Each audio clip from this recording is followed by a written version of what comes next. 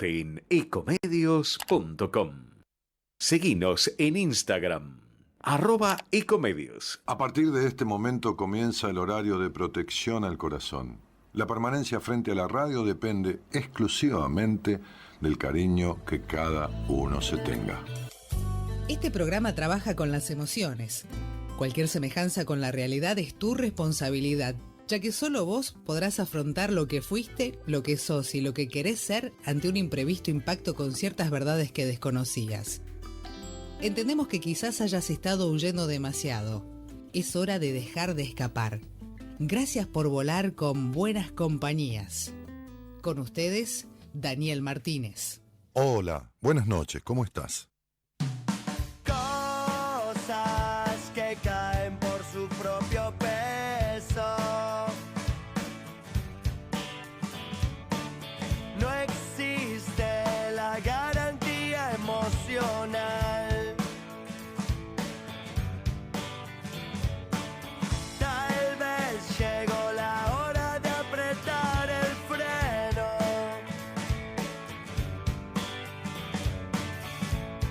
O de disfrutar de lo que me hace mal. No quiero la almohada sobre la cabeza,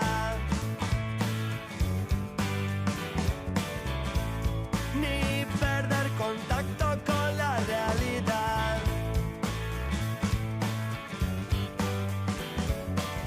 O ser un aparato de pies a cabeza,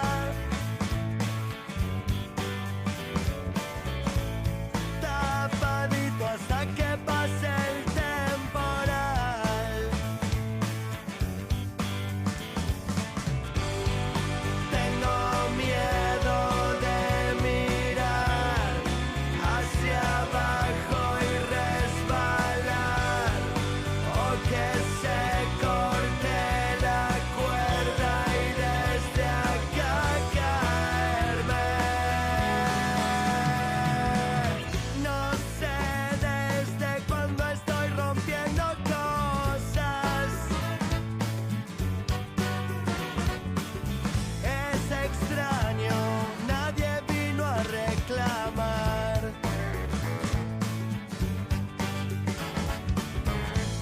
Desde las más feas a las más hermosas,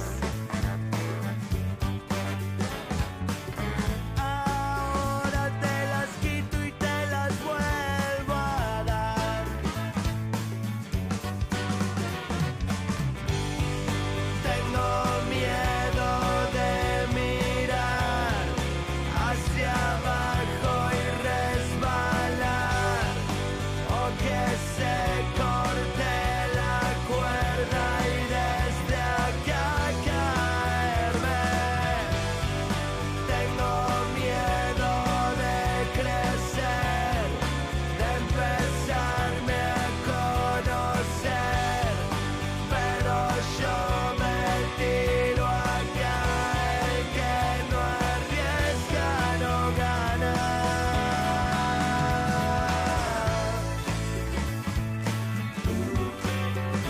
No gana.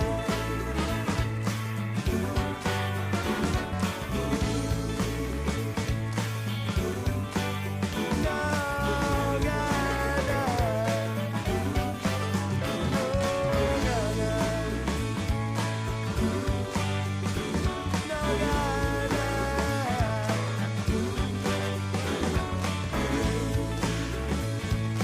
El que no arriesga no gana, dicen por ahí. Ale, querida, buenas noches. Buenas noches, Santo, ¿cómo estás? De ¿Cómo está? distintas provincias, ¿viste? Estamos de un extremo al otro. Dos provincias unidas. Yo estoy un poco iluminada y eterna hoy, ¿no? ¿Cómo me ven? ¿Cómo Ahí lo va ves? mejor. Bueno, ¿cómo están todos? Buenas noches. Hoy aquí una psicopedia y una psico haciendo este programa. Acá tecito de manzanilla, Ale, porque 5 grados en Mar del Plata, esto es tremendo. ¿Cómo está Catamarca? Catamarca está un poquito más cálido. pero igual para mí está frío, Está fresco muy por fresco. allá. Y acá, Muy agua. agüita. Y con ganas de hablar. Espero que, viste que por ahí le digo a las personas acá que siento que no tengo tema como para poder encarar 2 horas, pero por ahí hablo mucho, y el agua no es suficiente, ¿no? Necesaria. Bueno, hoy vamos a abordar, Ale, un temón, podríamos decir, una temática que charlábamos unos minutitos antes con Ale. Les queremos contar esto, ¿no? Que justo las dos pensamos un poco lo mismo de lo que sucedió con este posteo de hoy que hicimos con Eloísa, con la productora, a quien les mandamos un abrazo y saludamos a Gerard y a Eloísa que están ahí atrás. Y planteábamos esto de hablar de sexualidad y personas con discapacidad, y la repercusión que tuvo fue baja, podríamos decir, fue poca. Veíamos si había algún comentario, cuántas personas le habían dado like o no a esta publicación. Y no es menor, ¿no, Ale, esto? Sí, me parece que no es menor porque son dos palabras que, justo como dice la canción, caen por su propio peso, ¿no? Justo la canción de apertura que hablaba, que creo que es No te va a gustar. Creo que sí. Ujú.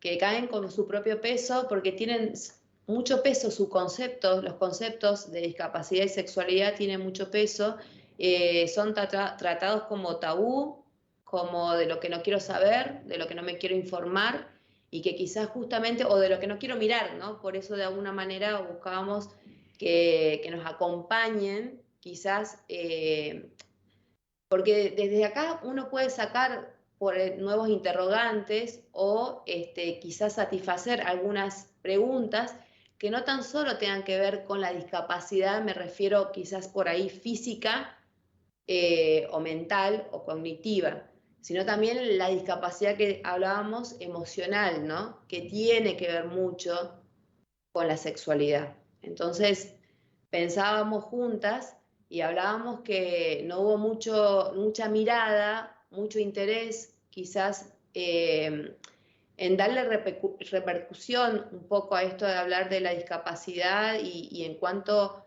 a la sexualidad, ¿no? Cómo encaramos, cómo encara o cómo encaramos de alguna forma nosotros como profesionales la sexualidad en la discapacidad. Totalmente, sí, hoy vamos a estar planteando un poco de todo, como suele suceder en estos programas, pero en realidad, como dice Ale, esto, ¿no? No centrarnos únicamente en esta temática que nos parece muy importante y que lo que se ve en las redes, Ale, es que hay muy poca gente que empieza a abordar estos temas, más allá de que estamos en una sociedad que por ahí avanza con ciertas cuestiones y conocimientos, ¿no? Pero todavía sigue siendo medio tabú hablar de esto, ¿no? ¿Qué pasa? No sucede nada. Y cuando hablamos de sexualidad sabemos que no estamos hablando únicamente de relaciones sexuales, sino que de un concepto más amplio, más integral, ¿no, Ale? ¿Qué podemos decir de la sexualidad? Sí, como integrar como un campo muy amplio que abarca no tan solo justamente desde lugares como mitos, no tan solo religiosos, desde el lugar de la mirada, como en este caso social, en cuanto a la discapacidad, en cuanto a cómo miramos la parte de lo que sería la identidad, el género, la identidad de género, lo que sería también la orientación sexual. Entonces, estas partes de etiquetas, ¿no? Que de alguna forma la discapacidad viene también a marcar una etiqueta, ¿no? Esta persona que tiene una discapacidad física que la podemos ver, una discapacidad en cuanto a sus sentidos, en cuanto a la dificultad de poder encarar como una persona llamada de alguna forma normal, encarar ciertas situaciones en cuanto no tan solo, como estamos hablando, a la sexualidad, sino a la vida habitual.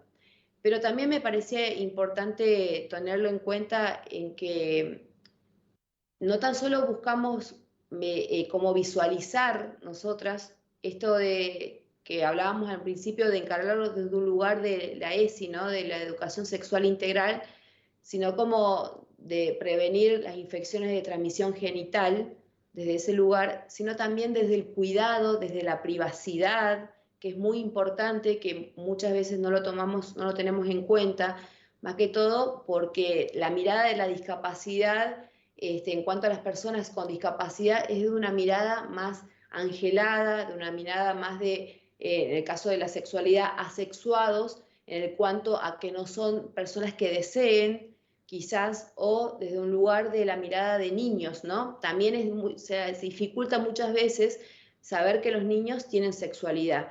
¿Por qué hablamos de esto como desde un lugar de que la sexualidad existe desde antes de nacer hasta después de fallecer, ¿no? De morir? ¿Por qué? Porque antes de nacer, estando en el vientre materno, ya sabemos el género, o sea, el sexo de ese bebé. Entonces, antes de nacer ya podemos distinguir, quizás a los 4 meses de gestación, si va a ser femenino o masculino, ¿no? Si en este caso, de acuerdo a los gametos y demás.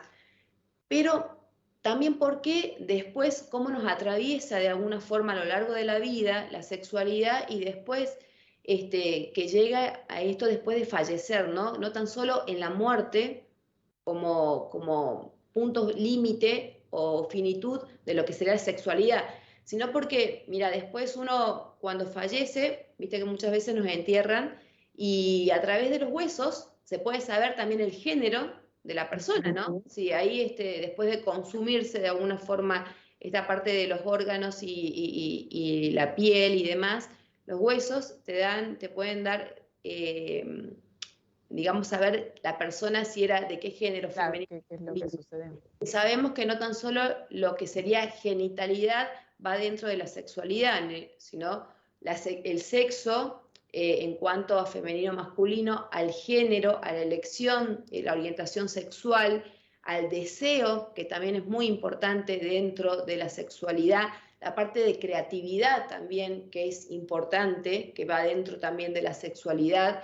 En cuanto a la estimulación o explayar un poco los sentidos que también van dentro de la sexualidad, el tocar, el besar, el mirar, el escuchar, el cómo de alguna forma esto de libidinizarnos también va desde ese lugar, y recién hablábamos justamente que decíamos la libido como la energía vital, ¿no? La energía de vida que tiene que ver con creación.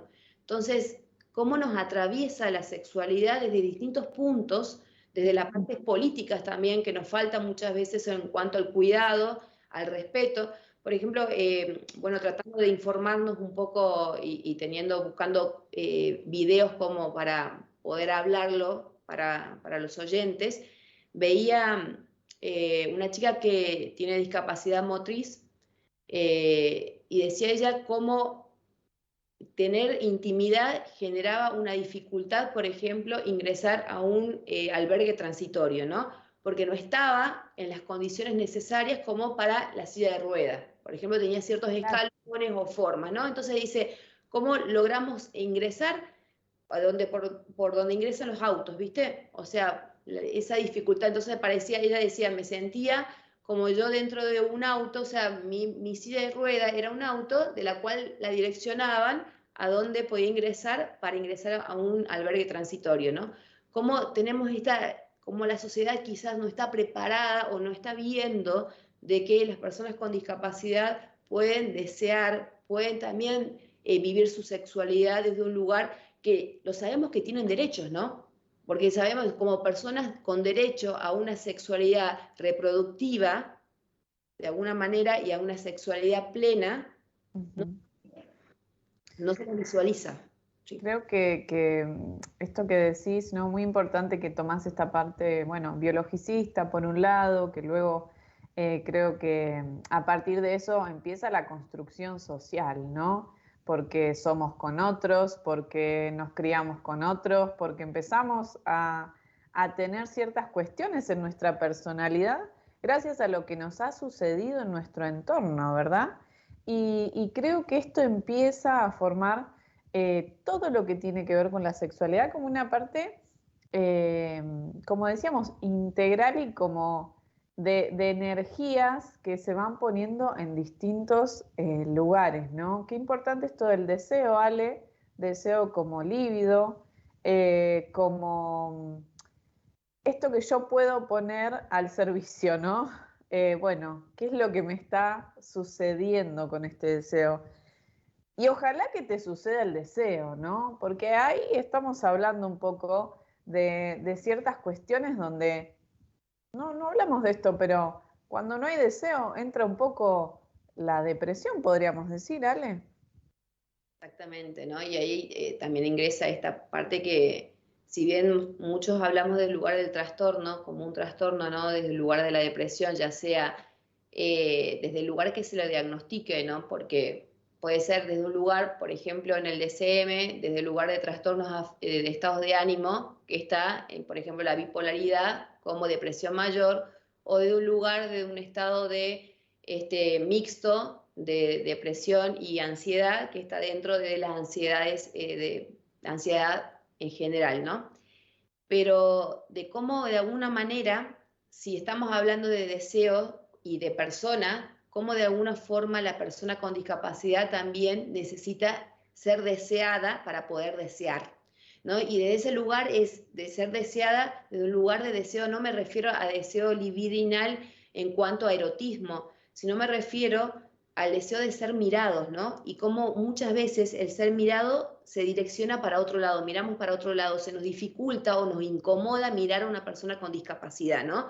Por esta parte física, como tenemos tan interiorizado los estereotipos de bellezas muy impuestos, ya sea a través de los medios de comunicación, de la sociedad en general y demás, entonces nos cuesta, nos incomoda mirar a la persona con discapacidad, entonces hacemos una mirada al costado o directamente lo miramos como un fenómeno, ¿no? Como algo extraño y a ellos les transmitimos una incomodidad. Entonces desde ahí estoy hablando de cómo se dificulta el deseo para ellos mismos de poder generar una vida cotidiana que tenga que ver con, no sé, con las redes sociales, con la interacción con otras personas, con poder trabajar, con poder relacionarse sexual, al mismo tiempo afectivamente, desde el lugar de la amistad con otras personas, porque el deseo está dificultado, ¿no?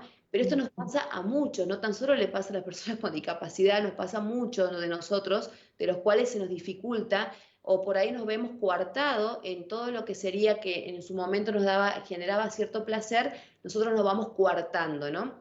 Y también me parecía importante, si hablamos de coartar, cómo transmitir la enseñanza o cómo de nosotros desde un lugar de profesionales y las otras personas, en este caso del lugar de la escucha, poder generar esta parte de no coartar a la persona en general, persona llámese normal, con discapacidad o no, la persona en general, no coartarla desde un lugar del sentir, ¿no? Qué importante que es el sentir. El hecho de mirar la transmisión de la energía, desde que yo la miro, escuchaba a una de las chicas también que tenía una discapacidad, desde el lugar que se miraba desde una niña, ¿no? Que le tocaban el pelo y le decían, ay, qué linda que sos, pero de un lugar aniñado, ¿no? No de un lugar deseoso, de como que esa persona puede desear y se la puede desear. Entonces me refiero que la interacción siempre debe estar desde un lugar de mirarlos como personas, como solo he hecho eso.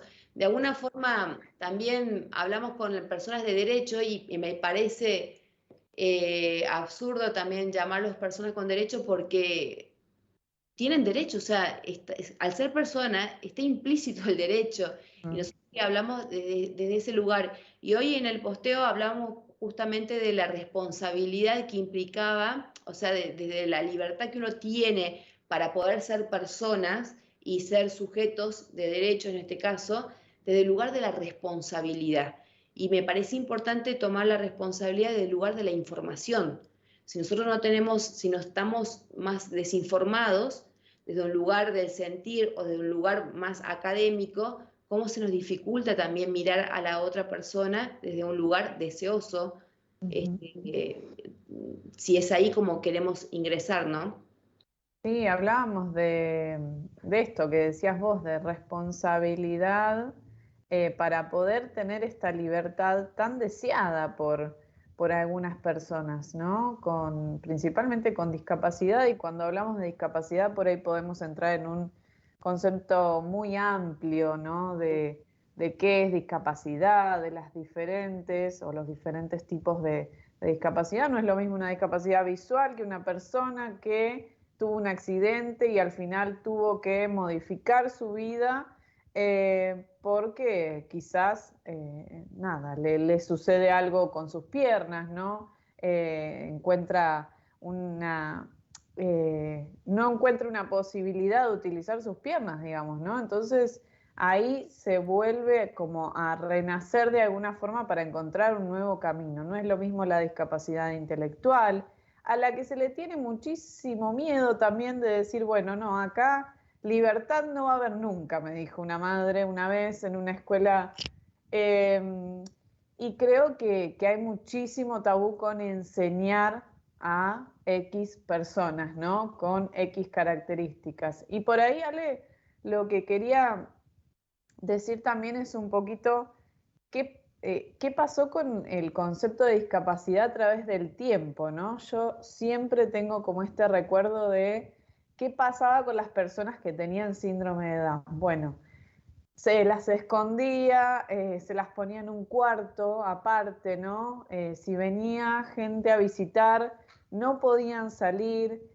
Y digo, nos falta mucho como sociedad, pero creo que en esto hemos dado un paso muy importante, porque el cambio fue como extraordinaria la evolución, ¿no?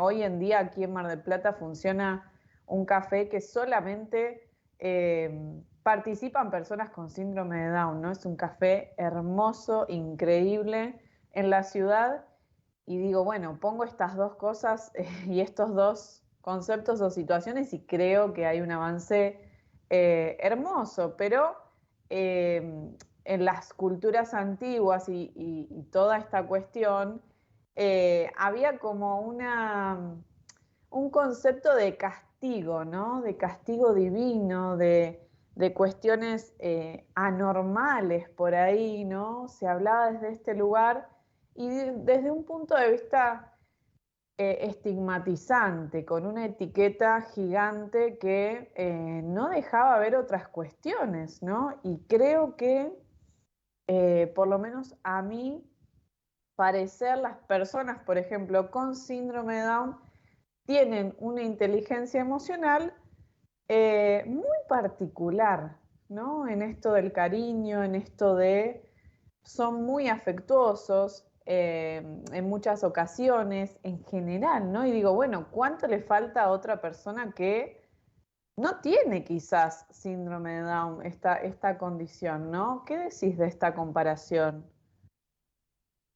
Yo pensaba mientras hablabas con respecto a cómo fue evolucionando esto de las áreas o los lugares en cuanto a la discapacidad, pensaba también en cuanto al concepto, ¿no? Antes, o sea, generalmente le llamamos personas con personas especiales, ¿viste? Sí, Que justo decía yo hace ratito, bueno, hablando con vos, que trabajé en una escuela especial, y digo, ¿cómo quedó esa palabra especial ahí, ¿no? Y desde ahí, ¿cómo la llevamos de un lugar a que son personas especiales? Entonces, personas especiales, digamos, como, bueno, como más tirado a lo angelado, a lo niño, a lo que no se va a poder hacer, a la disminución, a la simetría, ¿no? Van a los ser angelitos, por eso, decía. inferiores angelitos y demás, Ah, ¿no? Y ahora hablar de persona con discapacidad, o sea, la palabra nos cuesta. Entonces, ahí nomás cambiamos, decimos personas especiales, ¿no? O que tienen características especiales, o que tienen cosas especiales. Siempre le ponemos el especial como para disminuir, digamos, a ver el peso que tiene llamar discapacidad, ¿no? Y cómo de alguna forma estas comparaciones están, hasta el día de hoy nos cuesta, ¿no? Nos cuesta muchísimo. Me estaba fijando, disculpa, el tema del chat, no sé si hay alguien que está... ¿Querías Sí, saludar? si había, no, para ver si había alguien que, viste, que interactúa, que a mí me gusta que la gente interactúe, que si por ahí quiere, no sé, hay alguna cosa que se nos pasó, que quieran que lo podamos explicar, desde, obviamente desde las vivencias que tenemos, del lugar de la profesión que cada una tiene. Me gusta mucho la gente que interactúa, así que no lo podía ver al chat, no sé si vos lo podés ver. No Sí. lo puedo ver en este momento, así que no sé si hay alguien ahí escribiendo, por ahí Elo si nos puede decir, porque quizás todavía nadie se animó a saludar en esta noche. Que nos salude. Pero bueno, que se conecten y empiecen por ahí a compartir alguna experiencia con esta temática. No tiene que ser cercana, puede ser de alguien que alguna vez vieron, algo que les pasó en su ciudad, en su pueblo, ¿no? Siempre pasa algo con esta temática, siempre sucede, así que bienvenidos para poder interactuar, ¿no? Bien. Yo no lo estoy viendo, a ver si él lo dice algo. Si hay alguien que quiere saludar, por lo menos para ver si es que se puede, está activo el chat, un poco con la manito o algo. Hay 19 conectados, pero no sé si seguimos. Pero bueno, hablando de Bien. experiencias, te tocó, pongo una que, bueno, viste, la mayoría, bueno, no sabe que, bueno, viví, digo, actualmente estoy en la ciudad capital de Catamarca, en San Fernando, pero estuve mucho tiempo en mi pueblo. Y en los pueblos, bueno, también en la ciudad, acá en Catamarca, están las personas que tienen quizás por ahí discapacidad más que todo mental, ¿no? Y cómo Ujú, se los pone en este lugar relacionado con la sexualidad. Entonces pasaba, por ejemplo, que a ciertas personas siempre trataban de buscarle la forma de que en esto de broma, esto del enamorado, ¿no? Aquella, por ejemplo, si es un varón, aquella está enamorado de vos, anda a darle un beso, fíjate, o sea, cómo se jugaba de alguna manera la parte sentimental, sí. cognitiva con la persona, de involucrar como una forma graciosa, ¿no? Para que esta persona crea, vaya, encare a alguien o le diga algo lindo o de alguna forma este coqueteo y de alguna manera los demás de afuera reírse, ¿no? Como esas vivencias que hasta el día de hoy existen, ojo, que hasta el día de hoy existen, de un lugar que si le llamaríamos en la escuela sería bullying, pero de alguna forma afuera lo llamamos como un lugar de acoso y de burla callejera, de alguna forma, de este lugar de la discapacidad relacionado a la sexualidad, ¿no?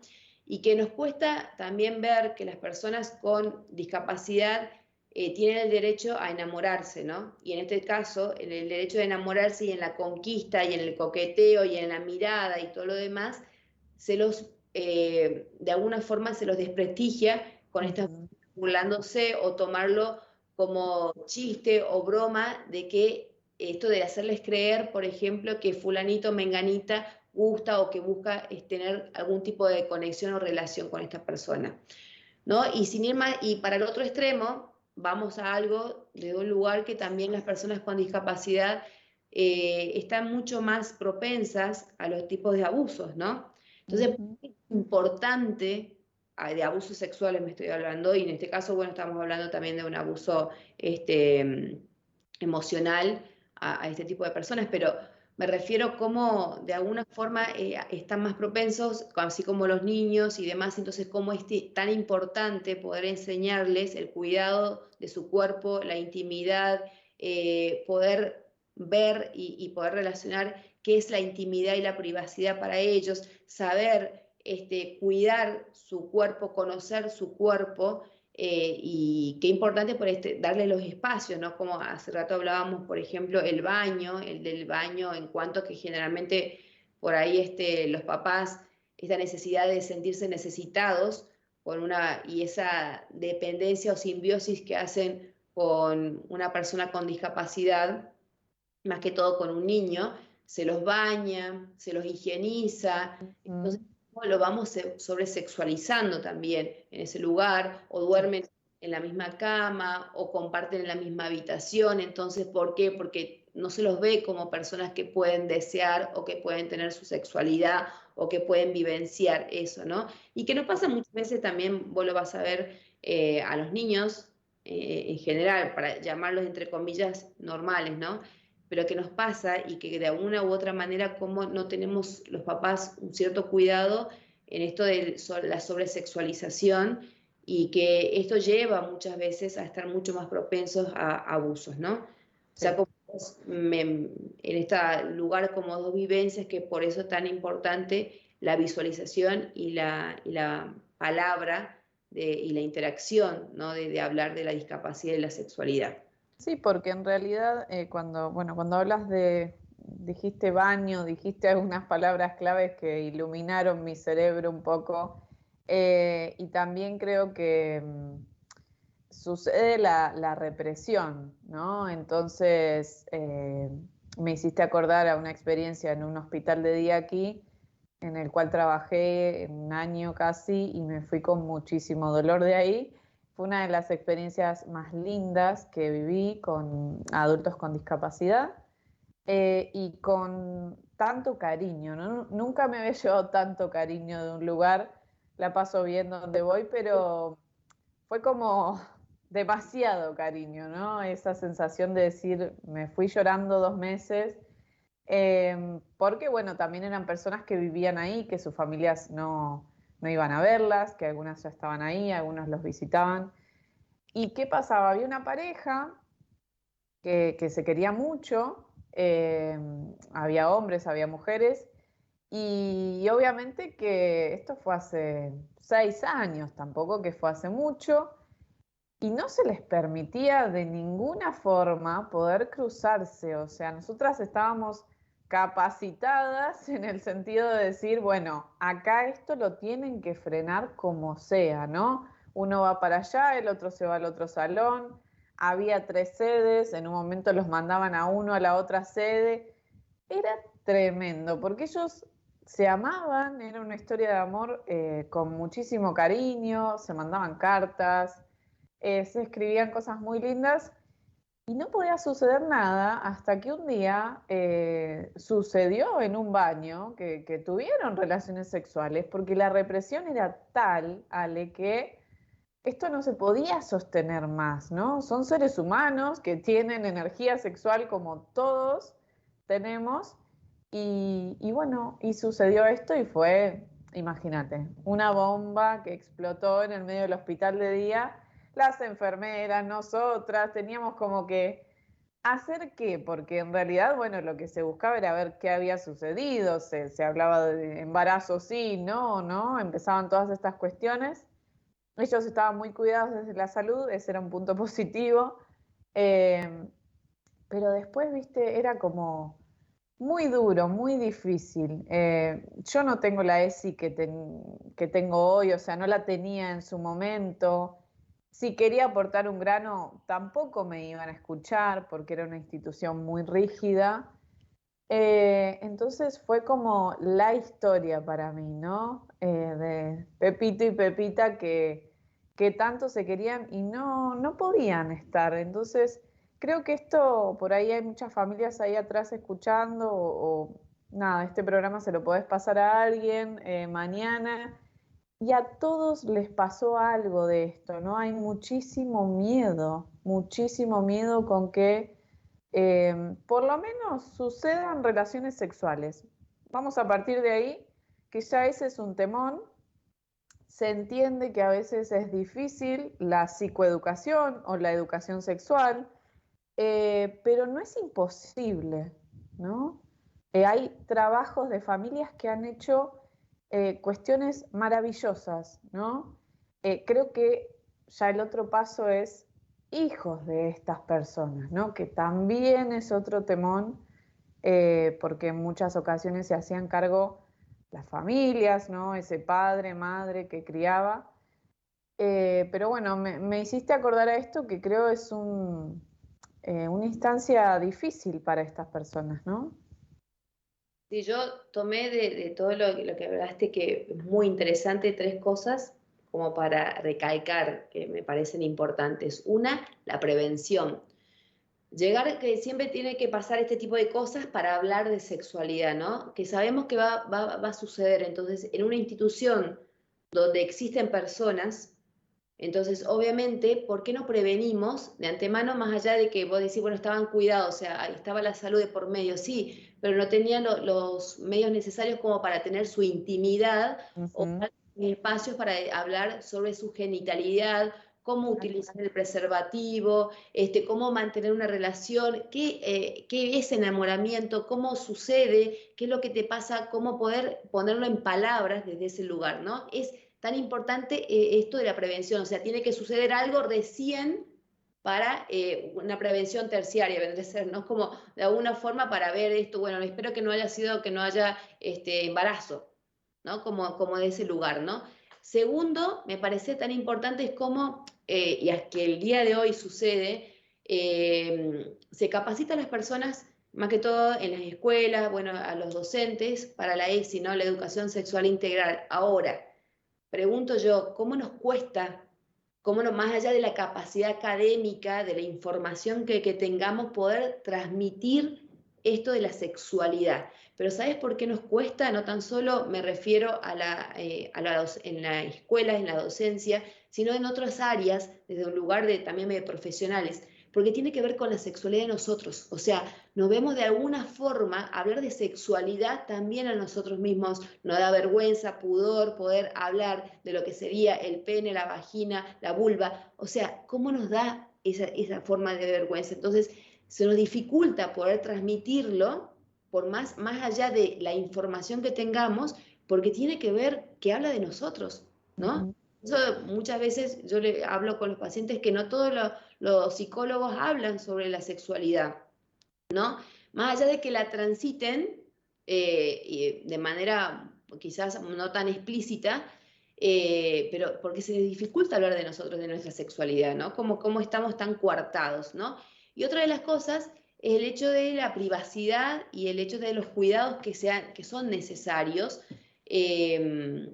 en esto de darles espacio para la privacidad. Entonces, como al ser institución, todos tenemos que saber de todo. No se les da hay que separarlos, ¿no? Vos por un lado, vos por el otro. A ver, esto no existe, ¿no? Ya sea una institución escolar, en una institución en un hospital, la privacidad no, como que no está, no parecería, ¿no? Más que todo, bueno, hoy hace mucho cambió, bueno, la ley de salud mental, pero como antes estaban en estos lugares de por vida, o muchas veces de por vida, personas con discapacidad, ¿no? En estos lugares de los cuales nunca tuvieron privacidad, porque dormían con otras personas, me refiero en la misma área, el lugar del baño y demás. Yo entiendo que de una forma edilicia, o sea, me refiero a infraestructura, nos falta mucho, pero tan necesario que es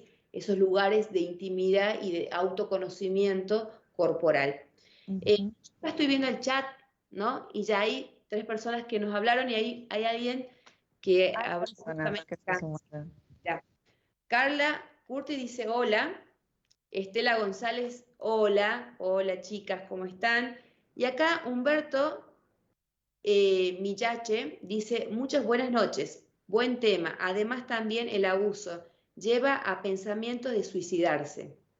Sí, mucho que ver en esto de, a ver, yo creo que mayores consecuencias tiene el abuso emocional que generalmente está previo a un abuso. Es como vendría a ser, predispone muchas veces a un abuso sexual, ¿no? Y eso lo tenemos que tener muy en cuenta. Y que esto junto, imagínate un abuso emocional más un abuso sexual, y que esto no se lo haya hablado, no se lo haya manifestado, no lo podamos tramitar, cómo lleva justamente a esta parte del suicidio. ¿Qué tiene que ver con el suicidio?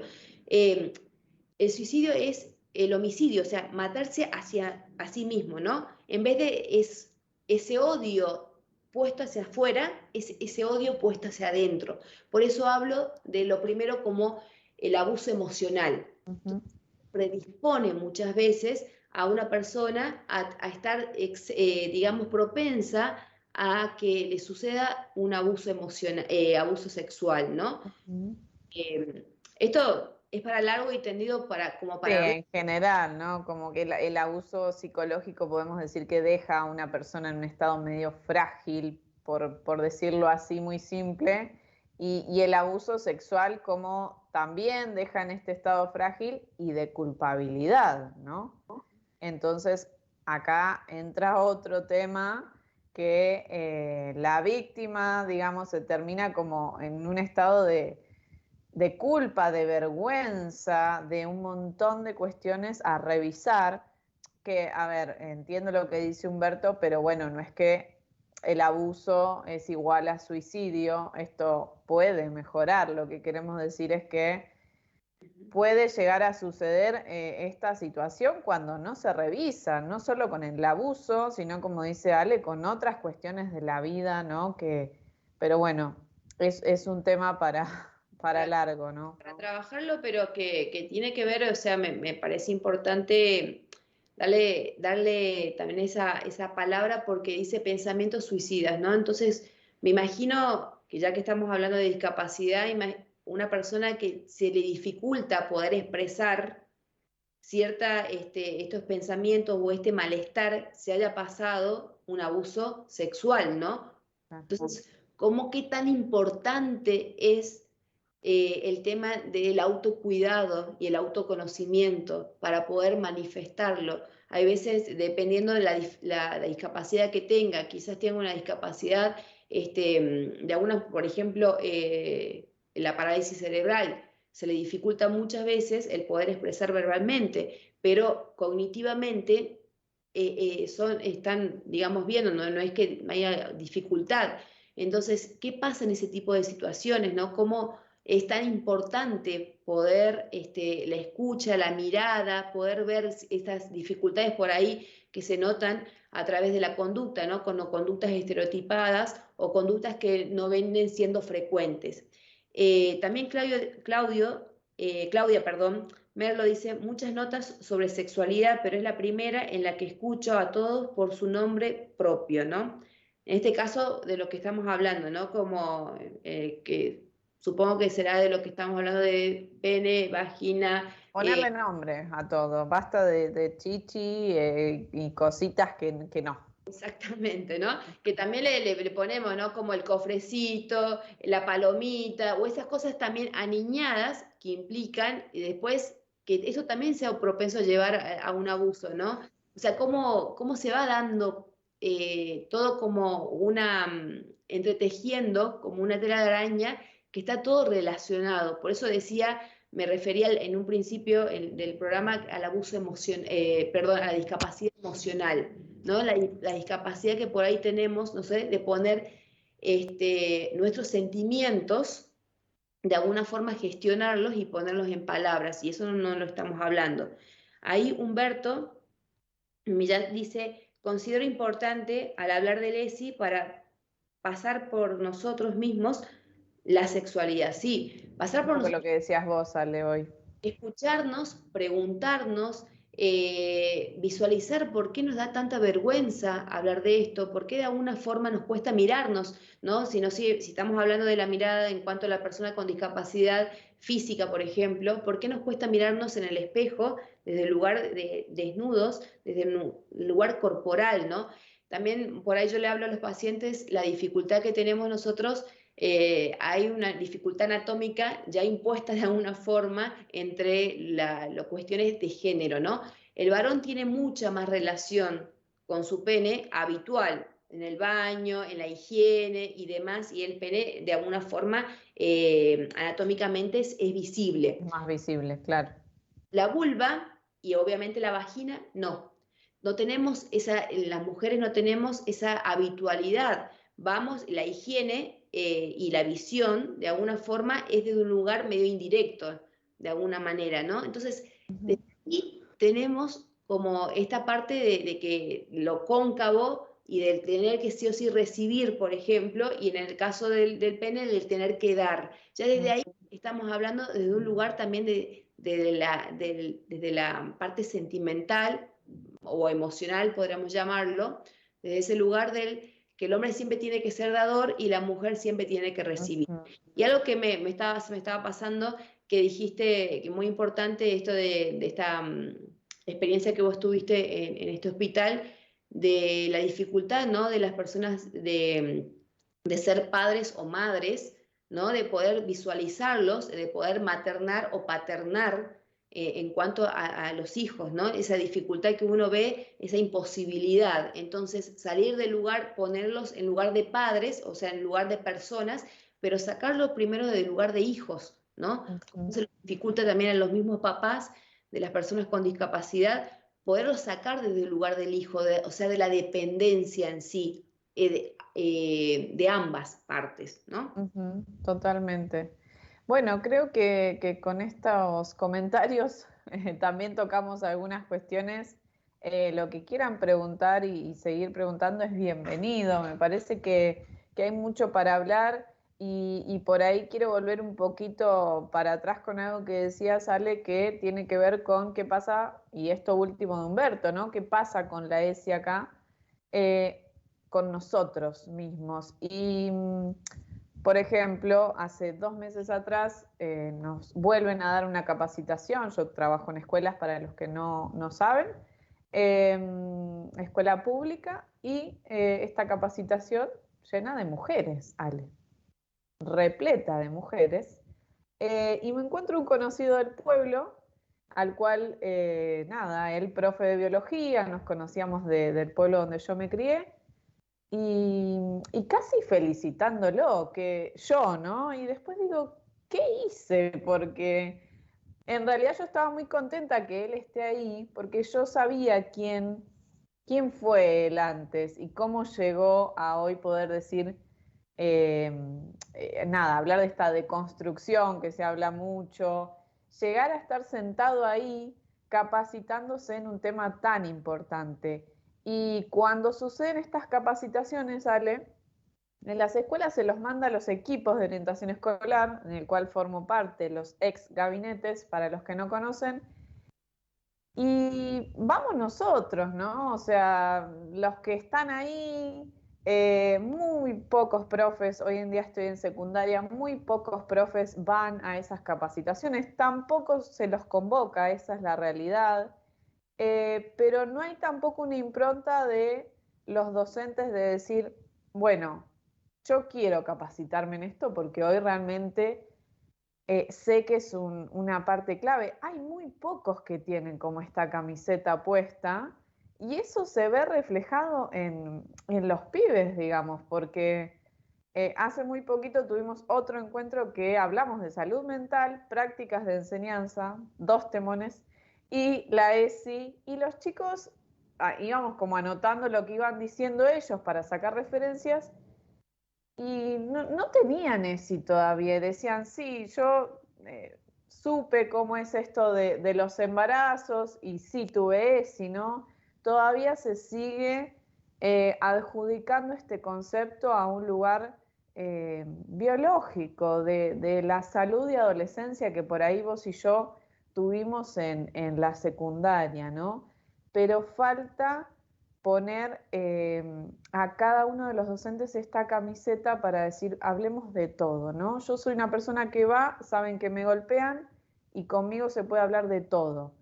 Pero esto es un trabajo que, no digo que sea mejor o peor, pero sino que es un trabajo de cada uno hoy en día, Ale.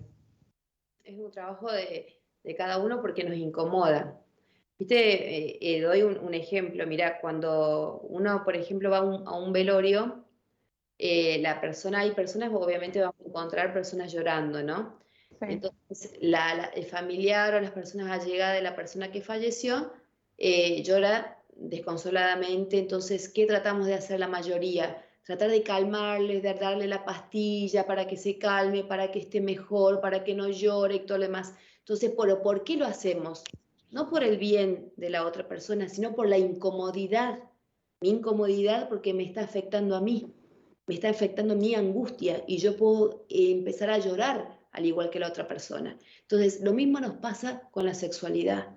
Por más que sepamos, tengamos mucha información, si no hacemos un trabajo de autoconocimiento, del cuidado, de replantearme cosas, de conocer mi cuerpo, de conocer esta parte que también son zonas erógenas, que las zonas erógenas no tan solo son las partes íntimas que llamamos, ¿no? Como en este caso, bueno, pene, vagina, vulva, pechos, sino que hay otras zonas erógenas y que es tan importante como la libidinización de esas zonas. ¿Y por qué de alguna forma uno piensa, y lo habíamos planteado con esto de las personas con discapacidad que no tienen relaciones sexuales, y no tan solo no porque, por su genitalidad, su dificultad o no con la genitalidad, sino por el contacto? De alguna manera, cómo es tan importante el contacto, el beso, el saber qué partes a mí me erotizan, qué partes no. Actualmente yo trabajo mucho con mujeres y trabajo, y bueno, mis pacientes sabrán que hablo, me gusta mucho preguntar cómo cada una siente y que no es, digamos, como algo tan estático de lo que debería sentir cada una en un orgasmo, por ejemplo, o en la forma de sentir, de autoconocerse y percibirse. Entonces, de ahí vamos viendo que cada una va a sentir una búsqueda de placer y sensaciones placenteras desde un lugar que no tan solo sería desde el lugar orgásmico, ¿no? Le daba el ejemplo, por ejemplo, yo le decía a las chicas, bueno, digo a las pacientes, bueno, y a algunos pacientes también que sabrán, algunos varones que también hablo de sexualidad con ellos, que entre paciente y paciente, por ejemplo, yo utilizo mis manos y me doy como un masaje, como por ejemplo me pongo crema y me doy un masaje, ¿no? Y ahí uno dirá, che, pero eso que a vos te relaja, sí, me relaja y de alguna forma me ayuda a conectar. ¿Cómo es tan importante que para mí las manos era una forma de libido, ¿no? Estoy libidinizando y erotizando y no estoy hablando como que estamos hablando justamente de la genitalidad, porque no estoy tocándome nada, sino estoy tocando mis manos. Entonces, ¿cómo es tan importante ese contacto y esa mirada, el autoconocimiento? Entonces, si nosotros siempre es como muy desde el lugar de tabú, estereotipado, de los mitos, de las creencias, de lo que no, de la virginidad. Por ejemplo, esto como tomé clases bueno, me recibí de consultora sobre sexualidad y los profes decían esto de el pensar qué, ¿no? Como el pensar que nosotros pensamos que ya saben los adolescentes, por ejemplo, a usar preservativo, a cómo colocárselo. Pensamos que, bueno, que los chicos ya saben cómo es de alguna forma esta parte que vos hablabas de biológica o anatómica de lo que sería el aparato reproductor femenino y masculino. Ah, no, pero bueno, nunca hablamos de la eyaculación, por ejemplo, femenina, nunca hablamos del clítoris, del placer, de lo que Preservativo femenino. del preservativo femenino, de la implicancia, ¿no? Del Sí. cuidado, del cuidado anterior, bueno, muy retrógrado de los días, que no tiene nada que ver, bueno, de la menstruación, de la masturbación, qué tan importante es el autoconocimiento o el autoplacer, la masturbación, que está más allegada para el varón que para la mujer, es más, en cuanto a la discapacidad también. Te contaba uno de los casos que yo trabajé en una escuela especial, me cuesta por ahí decirlo especial, pero bueno, en la escuela especial, y di en este caso el taller a los papás, porque se veía mucho de los chicos en cuanto a la masturbación, ¿no? La masturbación en espacios de los cuales las mismas docentes por ahí se horrorizaban, ¿no? Por ejemplo, una nena que te contaba que una nena, ella tiene síndrome de Down, y utilizaba, digamos, como una forma compulsiva y de descarga la masturbación. Entonces, por ejemplo, iba de calza y como ella rompía la calza para poder tocar su clítoris y poder masturbarse. Entonces, los papás que hacían, llegaba el momento de ponerle, por ejemplo, jean, ¿no? O algo para que no rompiera. Entonces, como era necesario poder trabajar con esa familia y al mismo tiempo con los demás y poder darle el espacio de la intimidad, ¿no? De no decir esto está cochino, esto es malo, esto no tenés que hacer, sino en qué lugar lo vas a poder hacer, de qué forma, cerrando la puerta. Necesariamente no hace falta, hay que utilizar muchas veces la palabra, pero al mismo tiempo, de acuerdo, obviamente, como el síndrome de Down, hay muchos grados de síndrome de Down, dependiendo el conocimiento de cómo poder implementarlo, por ejemplo, a través de pictogramas.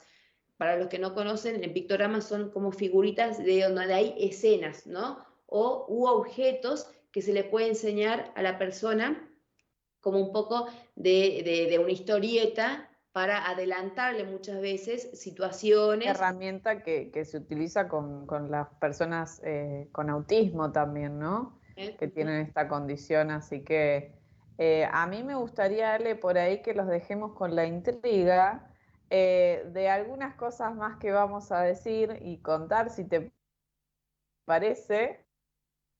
Si Gerard quiere ir buscando algún temita, vamos a hacer una muy pequeña pausa. Les pedimos que compartan este programa. Nos queda 1 hora más de programa, así que gracias por estar ahí a todos los que están participando. Bienvenidos a todos, buenas noches. Y bueno, vamos a un pequeño cortecito y vamos a seguir hablando de esto tan importante que dijo Ale.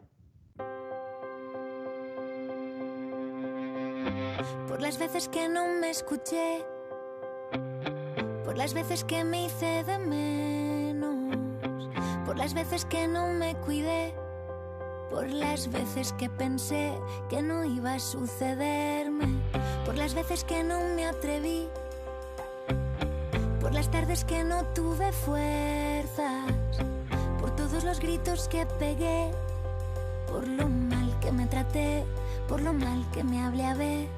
Puedes, te juro que puedes. Encontraste fuerzas donde no quedaba nada. Puedes, te juro que puedes. Sabes, te han pasado tantas cosas hasta que has llegado aquí. Yo sé que no ha sido fácil, pero ahora eres feliz. Saca pecho y mira al frente, sé que estás en plena curva. Te prometo que el camino al final se allana. Y aunque ahora te parezca casi un imposible, aquí siempre sale el sol y lo encontraste sola. Y es que estás solo un peldaño de borrar la herida. Te prometo que tu sueño está hecho a tu medida. Por todas las veces que dudé, por las tardes que he perdido el tiempo, por las veces que no me gusté, por las veces que escuché más al resto que a mi cuerpo. Puedes, te juro que puedes. Encontraste fuerzas donde no quedaba nada. Puedes, te juro que puedes. Sabes, te han pasado tantas cosas hasta que has llegado aquí. Yo sé que no ha sido fácil, pero ahora eres feliz. Saca pecho y mira al frente, sé que estás en plena curva. Te prometo que el camino al final se allana. Y aunque ahora te parezca casi un imposible, aquí siempre sale el sol y lo encontraste sola. Y es que estás solo a un peldaño de borrar la herida. Te prometo que tu sueño está hecho a tu medida. Por las veces que fallé y no me pude reponer, por las veces que el disparo atravesó el alma también, por las veces que me ahogué.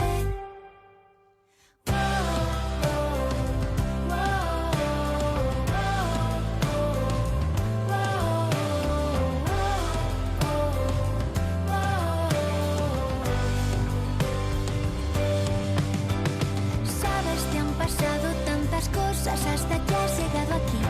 Yo sé que no ha sido fácil, pero ahora eres feliz. Saca pecho y mira al frente, sé que estás en plena curva. Te prometo que el camino al final se allana. Y aunque ahora te parezca casi un imposible, aquí siempre sale el sol y lo encontraste sola. Y es que estás solo un peldaño de borrar la herida. Te prometo que tu sueño está hecho a tu medida. Bueno, un tema de Conchita, o sea, mejor Gerardo te perjudica. Ahí lo tenemos a Gerardo con un temón. Me sorprendiste, Gerardo, hoy con este tema porque él es más de poner floricienta, viste, hacerme ese tipo de sorpresas, Ale, así que no, me gustó mucho este tema, lo busqué porque no lo conocía y creo, no sé, Ale, si lo estabas escuchando, pero hablaba un poco de esto, ¿no? De que no ha sido fácil, pero ahora eres feliz. Dice una parte, saca el pecho y mira al frente, sé que ahora estás en plena curva, te prometo que el camino al final se allana. Qué interesante con todo lo que veníamos charlando. Creo que si hay un tema más para sumar a todo lo que hemos dicho, ESI, abuso sexual, prevención, también sumamos la palabra autoestima, ¿no, Ale? Autoestima, autoconocimiento, autocuidado, ¿no? Que es tan importante. La autoestima es la estima de sí mismo, ¿no? Pero no podemos llegar a tener una autoestima, o sea, desde un lugar saludable, si no hay una mirada desde el exterior, si alguien no nos está mirando, y eso nos vuelve justamente a lo que hablábamos hace rato del deseo, ¿no? La Ujú. mirada del otro, qué tan importante es de alguna forma para relacionarse y de alguna manera para relacionarme conmigo mismo. Obviamente nosotros nacemos dentro de una sociedad de la cual tenemos como esta parte de sentido de pertenencia, y para sentirnos en el sentido de pertenencia la mirada del otro, ya sea de la manera que sea, es muy importante. Pero creo que más importante es mirarme cada vez que voy avanzando, ¿no? Como justamente en una parte decía el tema, este cuidado y conocerse a sí mismo. No dijo con estas palabras, pero yo había tomado como en este caso, en este camino de allanarse, ¿no? En este camino de conocerse. A medida que vamos avanzando, la sexualidad de nuestra sexualidad también va evolucionando y va cambiando, va modificándose, y muchas veces en este caso va transformándose. Y para mí la transformación siempre es dinamismo. Entonces, como al ser dinamismo, siempre va a ir modificándose. Entonces, ¿por qué es tan importante a medida que voy avanzando replantearme situaciones como, por ejemplo, en el cuidado, en mi cuerpo, en mirarme, en el cuerpo del otro, cómo poder saber separarme también en el caso de esto de la discapacidad? Y justo recién salí un ratito y volví y me acordé de lo que estábamos hablando, y decía de la importancia que habíamos quedado justo eh, antes de la pausa, de la importancia de la intimidad y la privacidad, ¿no? Y cómo es tan importante, en este caso, el poder acompañar desde un lugar de información responsable y sana a las personas con discapacidad, pero primero, como hablábamos hace rato, en cuanto al ESI, transitarlos con nosotros. Entonces, me parece importante siempre capacitar primero a los papás, o por lo menos escucharlos, cuáles son sus miedos, cuáles son sus dificultades, cómo se encontraron con la sexualidad de su hijo, cómo se encuentran ellos mismos con su propia sexualidad, para poder trabajar esa parte y recién poder brindarles las herramientas necesarias para que ellos puedan acompañar a las personas con discapacidad desde el lugar de brindarles la intimidad necesaria y el cuidado necesario para poder responsabilizarse justamente de su libertad. Y tomo lo que vos decías de una experiencia que tuviste, que acá libertad no va a haber, como libertad no hay. Decía la madre. Esta mamá, ¿no? Que la habrá confundido con libertinaje, ¿no? Que no con la libertad, porque todos tenemos esa libertad. Sí. Para mí me parece tan importante como apropiarnos de esa libertad, ¿no? Como decimos acá, tenemos el derecho a la salud reproductiva, el derecho a la sexualidad plena, pero ¿cómo nos apropiamos de ese derecho? Claro. De alguna forma no tenemos el conocimiento necesario. Y esto que vos decías sale de la individualidad, de respetar los tiempos, los espacios, ¿no? Yo siempre hablo con los chicos o los más chiquitos y eso que me dicen, no, todavía duermo con mamá, ¿no? Y les digo a ellos también, ¿no? Mamá también necesita su espacio, como ellos lo necesita mamá o papá o quien te esté criando. Y creo esto muy importante, ¿no? Respetar el golpear la puerta y en eso creo que es, a ver, el concepto del cual íbamos a hablar de este ejemplo de esta niña que se masturbaba de forma un poco por ahí compulsiva, ¿no, Ale? y esta sobreexcitación que seguramente hay que ver qué pasaba con esa familia, ¿no? Cómo se educaba en casa, qué es lo que pasaba con los espacios y con la educación en sí, ¿no? ¿De qué se habla con esta piba que le está sucediendo esto? Justo era un caso tuyo, pero digo, iríamos un poco por ese lugar eh, de la escucha y del respeto, ¿no? Sí, sí, de la escucha, del respeto y también de quizás de no prejuicio en cuanto a lo que pueda suceder.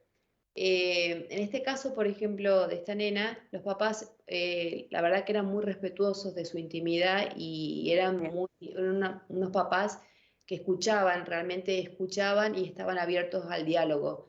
Lo que sucedía, esta nena tenía su habitación propia, su lugar, era una nena que fue adoptada, no era una nena, digamos, hija biológica, pero sí lo que sucedía era que desde un lugar, quizás, a ver, llamarlo desde el lugar de cognitivo, se le dificultaba mucho poder controlar sus impulsos, ¿no? Entonces todo era en exceso. Entonces, no tan solo, digamos, esta mamá acompañaba y este papá acompañaba de alguna forma conocerse de esta nena, pero todo era en exceso. Entonces, el comer era en exceso, todo era medio compulsivo. Entonces, había que ayudarla a ella a poder integrarse. Lo que sucedía también desde ese lugar era que al haber, hay tantas dificultades en la integración no escolar, en el lugar que hablamos del lugar de la inclusión, La inclusión. diferencia de la integración e inclusión, se le dificultaba mucho la inclusión a esta nena, entonces ella era como que aprendió ciertas cosas, aprendió a vestirse, a manejarse, a soltarse, ya controlaba esfínteres, o sea, tenía en ese momento 6 años. Eh, pero cómo le costaba mucho poder relacionarse con otros nenes, ¿no? Pero justamente porque los mismos docentes de la educación normal, llamarle así, que hablábamos justamente de inclusión, no la incluían. Entonces había una dificultad ahí. Entonces, en esa parte de relación se le dificultaba justamente esta parte, para llamarla, de la tolerancia a los impulsos, ¿no? De poder la espera. Entonces, todo era en ese momento y demás. Claro. Ella llegó, digamos, a escuela especial, era como una escuela de un lugar por momentos, como para tratar de interiorizar, de relacionarse con otros chicos con su misma discapacidad, para llamarlo así, pero desde un lugar de aprendizaje para poder desde ahí aprender y poder incluir o tomar ciertos recursos, porque nosotros también estábamos preparados como para acompañar justamente en la inclusión de esta nena en la escuela, en la educación normal, ¿no? Entonces, este caso era específicamente eso. Pero había otros casos de los cuales muchos de los nenes que también tenían síndrome de Down, por ejemplo, y eran un poco mayores, no sé, 8 años, no controlaban esfínter. Entonces, esa dificultad de los papás, de la dedicación, ¿no? De que todavía usaban el pañal. Entonces, había una dificultad, por ejemplo, en la escuela, que cuando había que cambiar el pañal, ¿quién lo hacía? Lo hacía la enfermera, lo hacía la maestra integradora, lo hacía la docente del aula, ¿quién lo hacía? ¿Quién lo hacía? ¿Alguien del gabinete? ¿Quién lo tenía que hacer, no? Y ese cuidado también es importante, porque después llegamos al tema del abuso. O sea, en ese momento se había llegado a una situación donde tenía que estar 2 personas y abierta la puerta, porque para cambiar, por ejemplo, higienizar al niño, ¿no? Si no, es que no venía el padre. Si no, llegó un momento que se lo hablaba al papá, y si el papá no venía y había que controlar, por ejemplo, si el nene defecó, no va a poder estar toda la hora o las horas necesarias adentro de la institución con el pañal digamos, sucio, todo lo que implica la incomodidad, y también no tan solo para el niño, sino para todos los demás integrantes de del aula. Entonces, ¿cómo esa dificultad desde ese lugar de la intimidad, hablo desde ahí, ¿no? Cómo que estos papás lo miramos a ese niño como eternos niños que no van a crecer, de los cuales lo levantamos, lo higienizamos, lo llevamos al baño, nosotros lo bañamos, nosotros le tocamos su pene, su vagina, lo higienizamos y cómo de esa manera lo sobresexualizamos. Al mismo tiempo hablábamos también del beso en la boca, ¿no? Que no tan solo lo hacen los papás con los niños con discapacidad, sino los papás con los niños que llamemos, entre comillas, normales también, ¿no? Esta habitualidad de besarlo en la boca, ¿no? Y sabemos que esto es una zona erógena. ¿Y quiénes? Yo les pregunto siempre, ¿quiénes se besan en la boca? En esta cultura, por lo menos acá, no en otros lugares, nos besamos en la boca las personas que tienen una relación sentimental, o sea, amorosa, ¿no? La pareja, el noviazgo y demás. Entonces, ¿cómo los posicionamos en ese lugar a esos niños? Y ahí hablamos de la sobresexualización. Entonces, difícilmente vamos a poder lograr, desde el lugar de la discapacidad, personas autónomas, la mayor autonomía posible, si los seguimos teniendo como en lugar de hijos y del lugar que nunca van a poder crecer y que van a ser niños eternos y que nunca van a poder desear y demás, y mantenerlos y coartarlos en ese lugar. Creo que toda esta información que estamos compartiendo hoy va para todos y todas, ¿no? O sea, hablemos de masturbación y volvemos a repetir temas y temas, ¿no? Prevenciones. Creo que aplica para todos hoy en día y que está bueno empezar a poner estos conceptos en casa, ¿no? Tengo familias que me han dicho, en casa hay una cajita con preservativos, ¿no? Porque mis hijos ya saben cómo soy yo de abierta con estas temáticas, y hay otras familias que por ahí dicen, bueno, en casa no se habla de esto, encárgate vos, me dicen. A mí, por ejemplo, desde lo que es el consultorio, ¿no? Entonces, nada, está bueno empezar a poner un poco el título, Ale, de algo que hablábamos hoy, y que en realidad por ahí no le pusimos el nombre, pero son los límites sexuales, ¿no? ¿Y qué pasa con esto? Que si nos ponemos, ahora por ahí me gustaría nombrar algunos, seguramente la mayoría de las personas atravesó por alguno de estos límites, ¿no?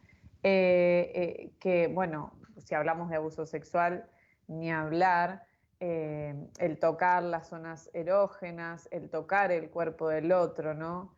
Que sucede lamentablemente en la mayoría de las infancias, ¿no? Por alguna persona de la familia, externa, y esto hasta el día de hoy sigue siendo moneda corriente, Ale. A mí es un tema que me preocupa bastante, por la raíz, y ni hablar cuando esto es intrafamiliar, ¿no? Pero creo que es un tema muy, muy importante. Hoy podemos hablar de trauma, podemos hablar de situación psicológica compleja, ¿no? Como hablaban ahí en el chat también. Otro de los límites también puede ser esto que decías vos, y ahora le ponemos nombre de límite sexual, y es bañar al niño o a la niña, ¿no? Yo el año pasado en secundaria tuve una mamá que me dijo, yo todavía lo baño a mi hijo, ¿no? Señora, estamos en secundaria, le dije yo, me salió del corazón. Y la señora no, ella creía que todavía estaba en el nivel inicial, ¿no? En el jardín. Su hijo con una discapacidad intelectual, pero creo que tiene que ver con, cuando vos hablabas, Ale, también, yo digo, bueno, es difícil para las familias. También me pongo en ese lugar, que muchas veces es como un poco compleja la situación, pero también se intenta acompañar, y hoy en día hay como mucha información, ¿no? Las redes están colapsadas de información, por ejemplo, y creo que es un paso más, pero no deja de ser difícil, ¿no? Ni hablar cuando sucede el autismo en una condición severa, ¿no? Hay situaciones que realmente son complejas y que también las ponemos acá en la mesa, pero bueno, dentro de estos límites, no sé, Ale, si querías decir alguno más, pero por ahí a ver, la despreocupación, esto que decíamos por la intimidad, ¿no? Yo también tengo pacientes de 15 años a las que no les dejan cerrar la puerta de su habitación. ¿Te pasa esto, Ale, también? Sí, cómo está el control de por medio, ¿no? El control, ¿no? El control de los papás y el control de ellos mismos, de no escuchar a sus padres, por ahí tener relaciones sexuales, que también ahí mucho tiene que ver, ¿no? Como muchos chicos, niños, y en este caso niños con discapacidad, escuchan muchas veces a sus papás tener relaciones sexuales, entonces decimos, no, si están dormidos, no, si no me van a escuchar, no el quejido, no, y se le va a despertar, y si se despierta porque es parte del deseo, estamos hablando del deseo, si escuchamos algo, es algo que se despierta porque nuestro cuerpo está divinizado, más allá de lo hormonal, que de alguna forma suceda o no en la adolescencia o en la preadolescencia. En cuanto al texto, viste que decimos límites sexuales, yo en mi caso le cambio siempre, no sé, para decirle limitaciones sexuales. ¿Sabes por qué? Porque el límite para mí es necesario y es saludable. El límite siempre es importante y ayuda como a encaminarnos y a marcarnos y a poder saber el límite de mi parte, de lo que es mi cuerpo, yo y lo que sos vos, ¿no? Ese límite. Las limitaciones no, las limitaciones nos coartan. Entonces muchas de estas limitaciones nos coartan nuestra sexualidad. El dormir, por ejemplo, con los papás, no sé, ay, pobrecito, no, tiene miedo que duerma conmigo, pero en realidad después descubrimos que los papás, ellos mismos necesitan del niño por otras cuestiones externas, matrimoniales o no sé, para dormir ahí. Entonces muchas veces también el lugar que los ponemos a estos niños con discapacidad, por ejemplo, en el ser mi pareja de dormitorio o de mi pareja para dormir calentito o para estar o no, o con esta supuesta excusa de que, bueno, mira si le agarra frío, si se enferma, si le pasa algo, si no sé, no pueden dormir solo, no puede hacerlo, duerme, no, entonces dormimos con ellos. Entonces, como la necesidad muchas veces, por eso hablo de la discapacidad emocional que tenemos muchas veces nosotros los adultos y que la transferimos o la proyectamos en la discapacidad más que todo de las personas con discapacidad. Querías, mirá, el chat, hay muchos aportes acá, ¿querés leerlo? ¿Qué pasó en el chat?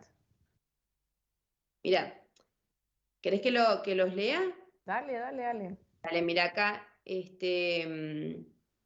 Humberto decía, en las escuelas trabajar ESI es trabajar las enfermedades como prevención, ¿no? Lo he visto sin considerar los derechos, la diversidad y la cuestión de género. Sí, es justamente hablar, dice, de enfermedades de prevención de la sexualidad, ¿no? Enfermedades de prevención. Y hoy en día se llama el cuidado, ¿no? de la infecciones de transmisión genital. ¿Cómo se ha cambiado también el nombre como de enfermedad? No, sino a infecciones de transmisión genital.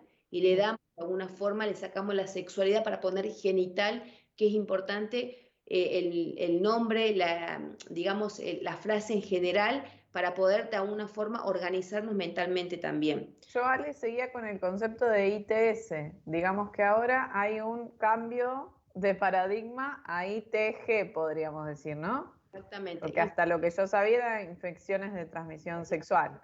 Genital. Y ahora es genital. Perfecto.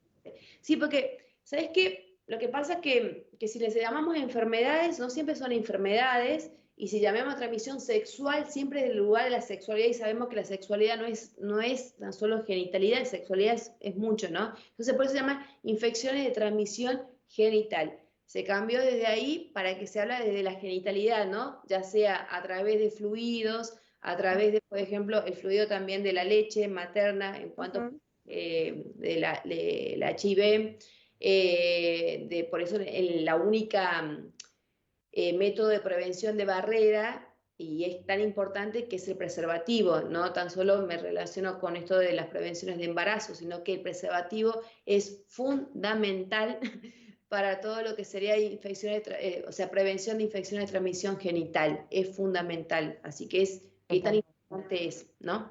Bueno, Julio Sánchez dice, en las instituciones internados de eso no se habla.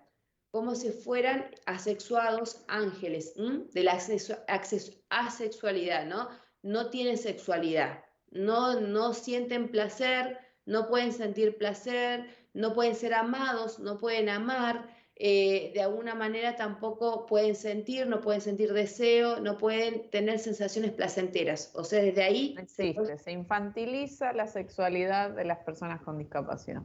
se los cuarta, así, de alguna forma. ¿Viste? Sí. Se anula, como diríamos, lo que hablamos muchas veces de la sobreprotección, o que se los anula. Bueno, acá se los anula. Se los anula, porque en realidad el infante empieza a practicar, ¿no? Un poco esto del conocimiento de su propia sexualidad, pero es verdad que ni siquiera a veces se los deja. Bien, me parece importante lo que dijiste, muy importante, pero para todos, a ver, toda persona, todo niño tiene sexualidad y tiene que ir conociendo su cuerpo, ¿no? Entonces, de una u otra manera se va a encontrar con una sensación placentera, sea cual sea, y es importante darle el espacio para poder conocerse más y no tomarlo como que es algo cochino, malo, sucio, feo y demás. No sé, me suceden cosas en mi mente de situaciones de pacientes donde, por ejemplo, veían al hijo tocarse, por ejemplo, el pene, entonces decían, no, sacate eso es cochino, esa mano ahí, vas a ir al médico, ¿no? Te van a cortar la mano, o sea, después digo, ese niño con esa fantasía que ya le estamos imponiendo desde acá, ¿no? Y eso que estamos hablando del varón, ¿no? Que imagínate lo que es la mujer, o sea, que la mujer, la masturbación no se habla, el niño no se masturba, no se conoce, entonces, ¿cómo coartamos y esa fantasía queda tan impregnada? Por eso le llamamos limitaciones, lo vamos limitando sexualmente, después para todo lo que sería relacionado a placer, ¿no? Totalmente. Y así llegan a la adultez con un nivel de... de no conocimiento, de muchas Sí. veces no teniendo orgasmo, no pudiendo lograr potenciar sus orgasmos y demás. Bueno, también Julio habla acá, dice espacios en común, dormitorios. Bueno, él estaba comentando su experiencia en una institución, dice un desafío futuro a humanizar. No sé, trabajé durante años como voluntario.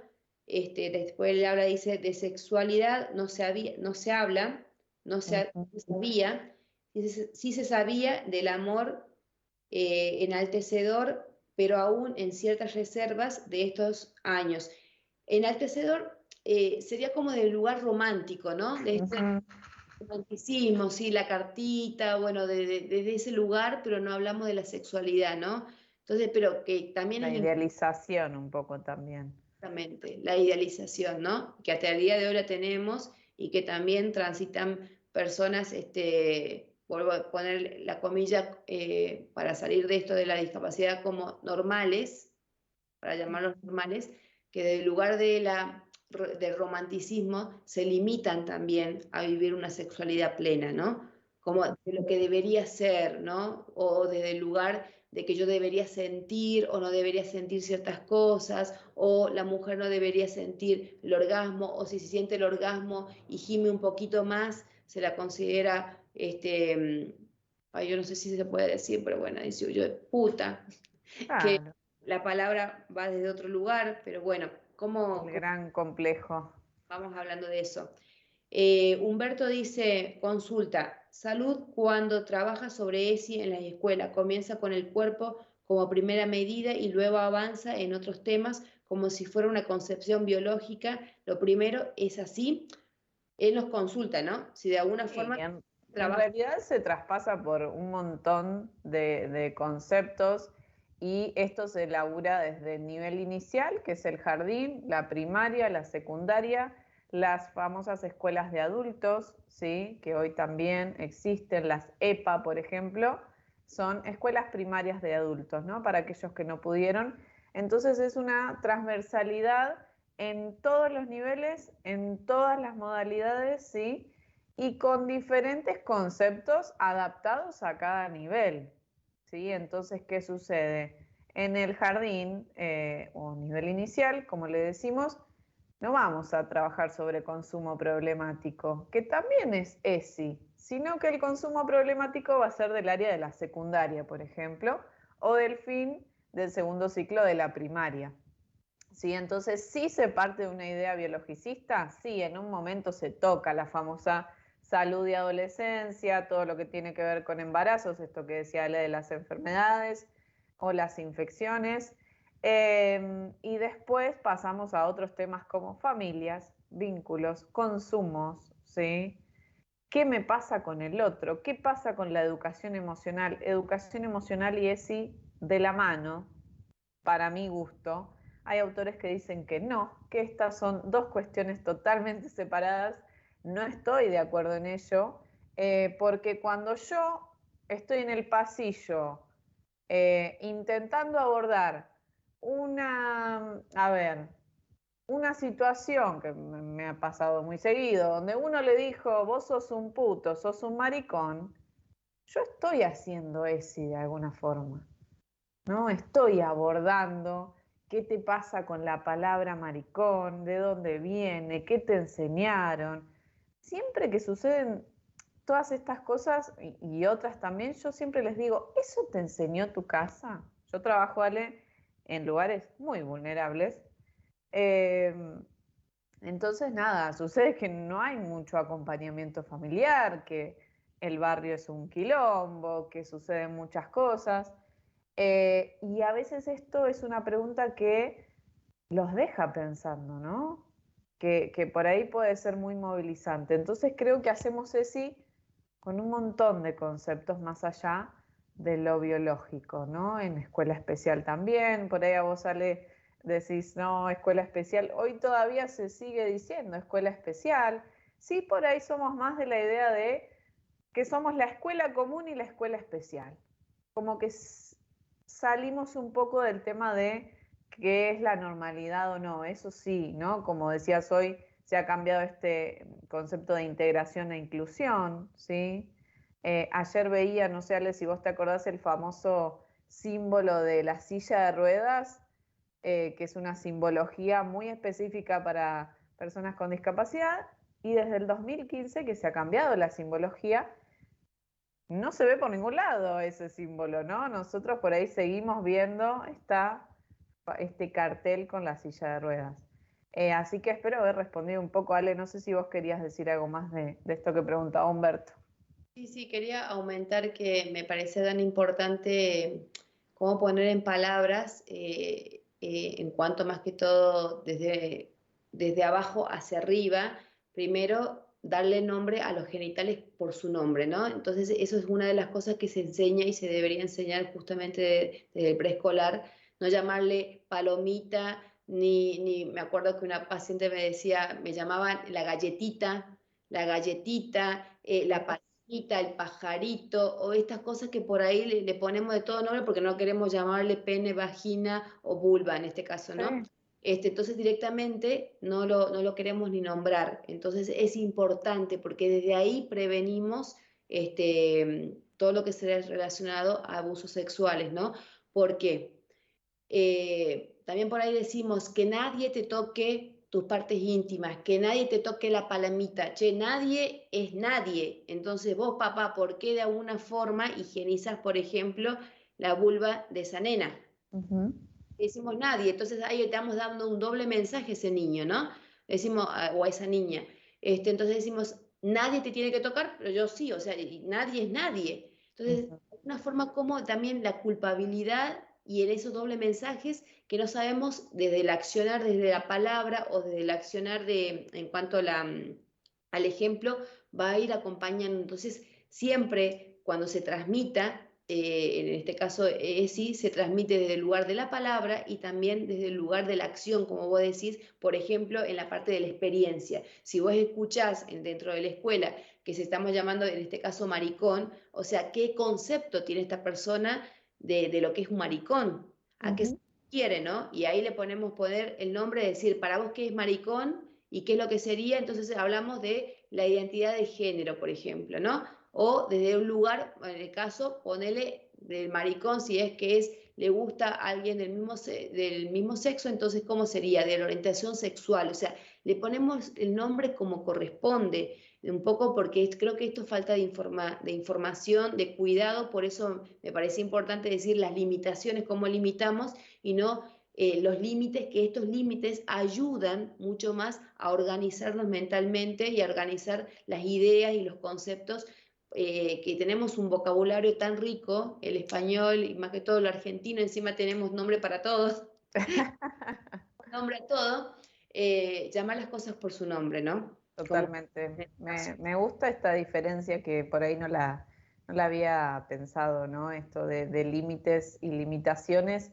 Los límites es verdad que por ahí yo los puedo trabajar más desde la crianza, ¿no? Que siempre yo trabajo mucho en consultorio de la crianza respetuosa, consciente, ¿no?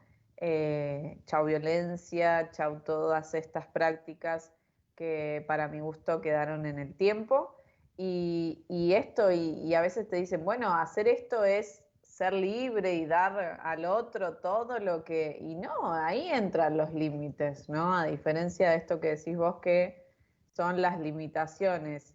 Y Ale, entre estas limitaciones podemos decir también que, a ver, cuando sucede esto que los ven a su padre, madre, a quien esté criando, teniendo relaciones sexuales, es muy importante. Hoy lo nombrabas vos, muchas veces me han dicho las familias como, bueno, sí, cuando se durmió, no nos escuchó, ¿no? Y vos lo decías hoy también. Y en realidad esto de alguna forma entra en la psiquis, más allá de que sea un acto sexual silencioso, vamos a decir, como quieran llamarlo, es parte del ambiente, ¿no? Esta energía que se mueve un poco. bien, bien, me encantó la palabra energía, ¿no? Digo porque, mira, como sucede muchas veces en un lugar, en una situación de abuso, por ejemplo. Eh, Pasaron muchas veces, bueno, contaron algunos pacientes donde iba una niña a sentarse en el regazo del abuelo, ¿no? Y el abuelo de alguna manera, por ejemplo, la abraza o la sostiene de una manera que vos decís, el abuelo sostiene a su nieta de ese lugar. Ahora, la incomodidad que esa nieta sintió, porque energéticamente, o sea, desde el lugar de energía, ese abuelo transmitía otro tipo de energía, no de cuidado, sino de que desde un lugar de satisfacción, de autosatisfacción. Entonces, la sostenía en el regazo, con sus manos, de alguna manera envolviéndola, sosteniéndola, pero con sus manos en la vulva, ¿no? Que no hace falta que, a ver, el roce o el tocar o algo para que sea un abuso, sino Claro. el hecho de que esa niña esa energía la percibió, ¿no? Y estamos viendo de afuera, podemos ver una situación como muy natural, ¿no? De un abuelo que sostiene Sí. a una niña. Entonces, si estamos hablando de eso, ¿cómo de alguna manera dentro lo hacemos partícipe al niño en esta relación sexual, ¿no? Como el tercero que esté escuchando, mirando y observando, o solamente porque se durmió, se puede despertar con un quejido. Ahora, qué descuido de nuestra parte de, como de papás o cuidadores o desde un lugar de las funciones de padre o madre, hacerlos partícipes desde ese lugar, desde el mismo espacio a donde yo estoy teniendo relaciones sexuales y no viendo qué le puede suceder a esa persona. Hay muchos chicos que escucharon tener a los padres relaciones sexuales o escucharon o vieron o abrieron una puerta y vieron una situación y demás y produjo varias emocionalidades. Primero, por ejemplo, el lugar de lo que sería culpa. Otros, por ejemplo, del lugar de vergüenza. Otro del lugar de asco. El otro, como diríamos, la repugnancia. Otros desde el lugar de excitarse. Otro lugar del cual no puedo dejar de sentirme violento o agresivo en esa situación, ¿no? Porque depende del gemido, como sea, suele ser agresivo muchas veces, ¿no?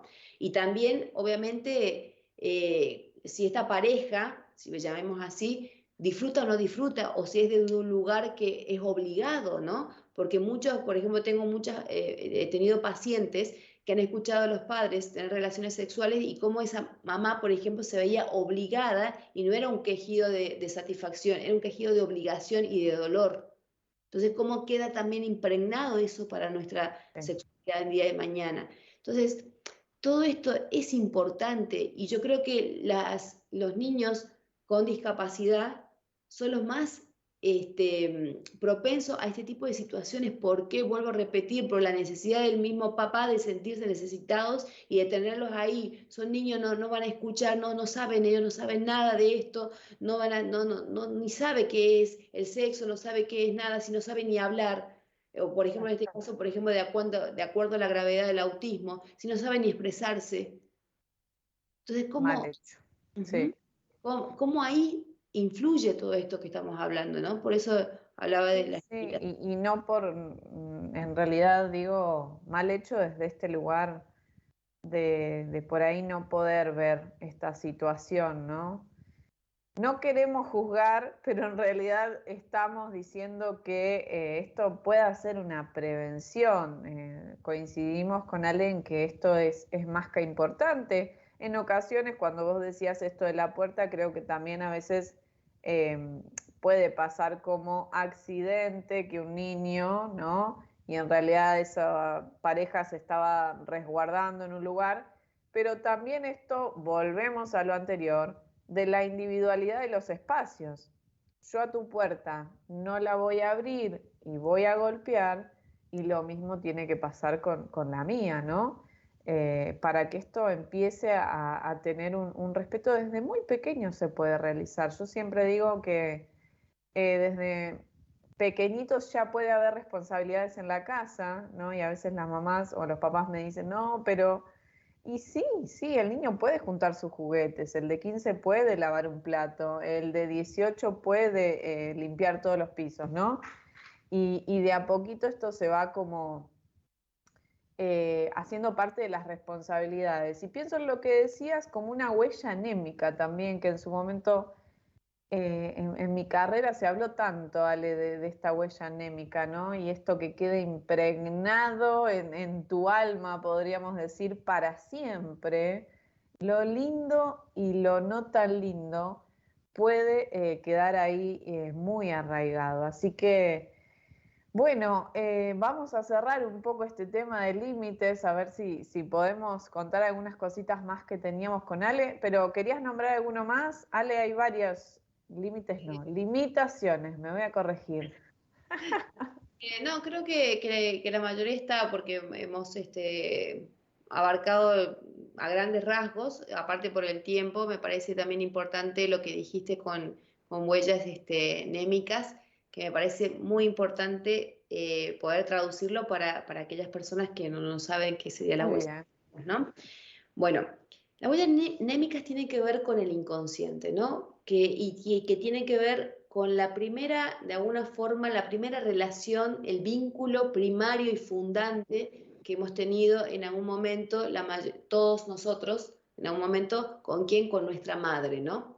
Entonces, nuestra madre o quien haya cumplido la función materna que nos fue divinizando. El niño, el bebito, el bebé de meses, el recién nacido, no tiene una conciencia, no hay una conciencia, no hay un yo. Entonces, ¿cómo hace? Hay una huella anémica, que esto queda inconsciente, que muchas veces hablamos de esto de una relación del inconsciente con un iceberg, ¿no? Entonces, hay una parte que se ve y otra parte que está debajo del agua, del iceberg, que no se ve y que nunca va a poder ser consciente. Bueno, las huellas anémicas tienen que ver con eso. Ahora, ¿cómo se van a ir impregnando de alguna forma del lugar inconsciente? A través justamente de esto de esta vincularidad de divinizar a este niño. El niño no sabe de alguna manera que tiene una mano y que mamá está tocando la mano. El bebé no sabe que mamá le está tocando la mejilla o le está hablando. El niño, como diría en su momento Freud, está como fragmentado, diría, ¿ve? El bebé está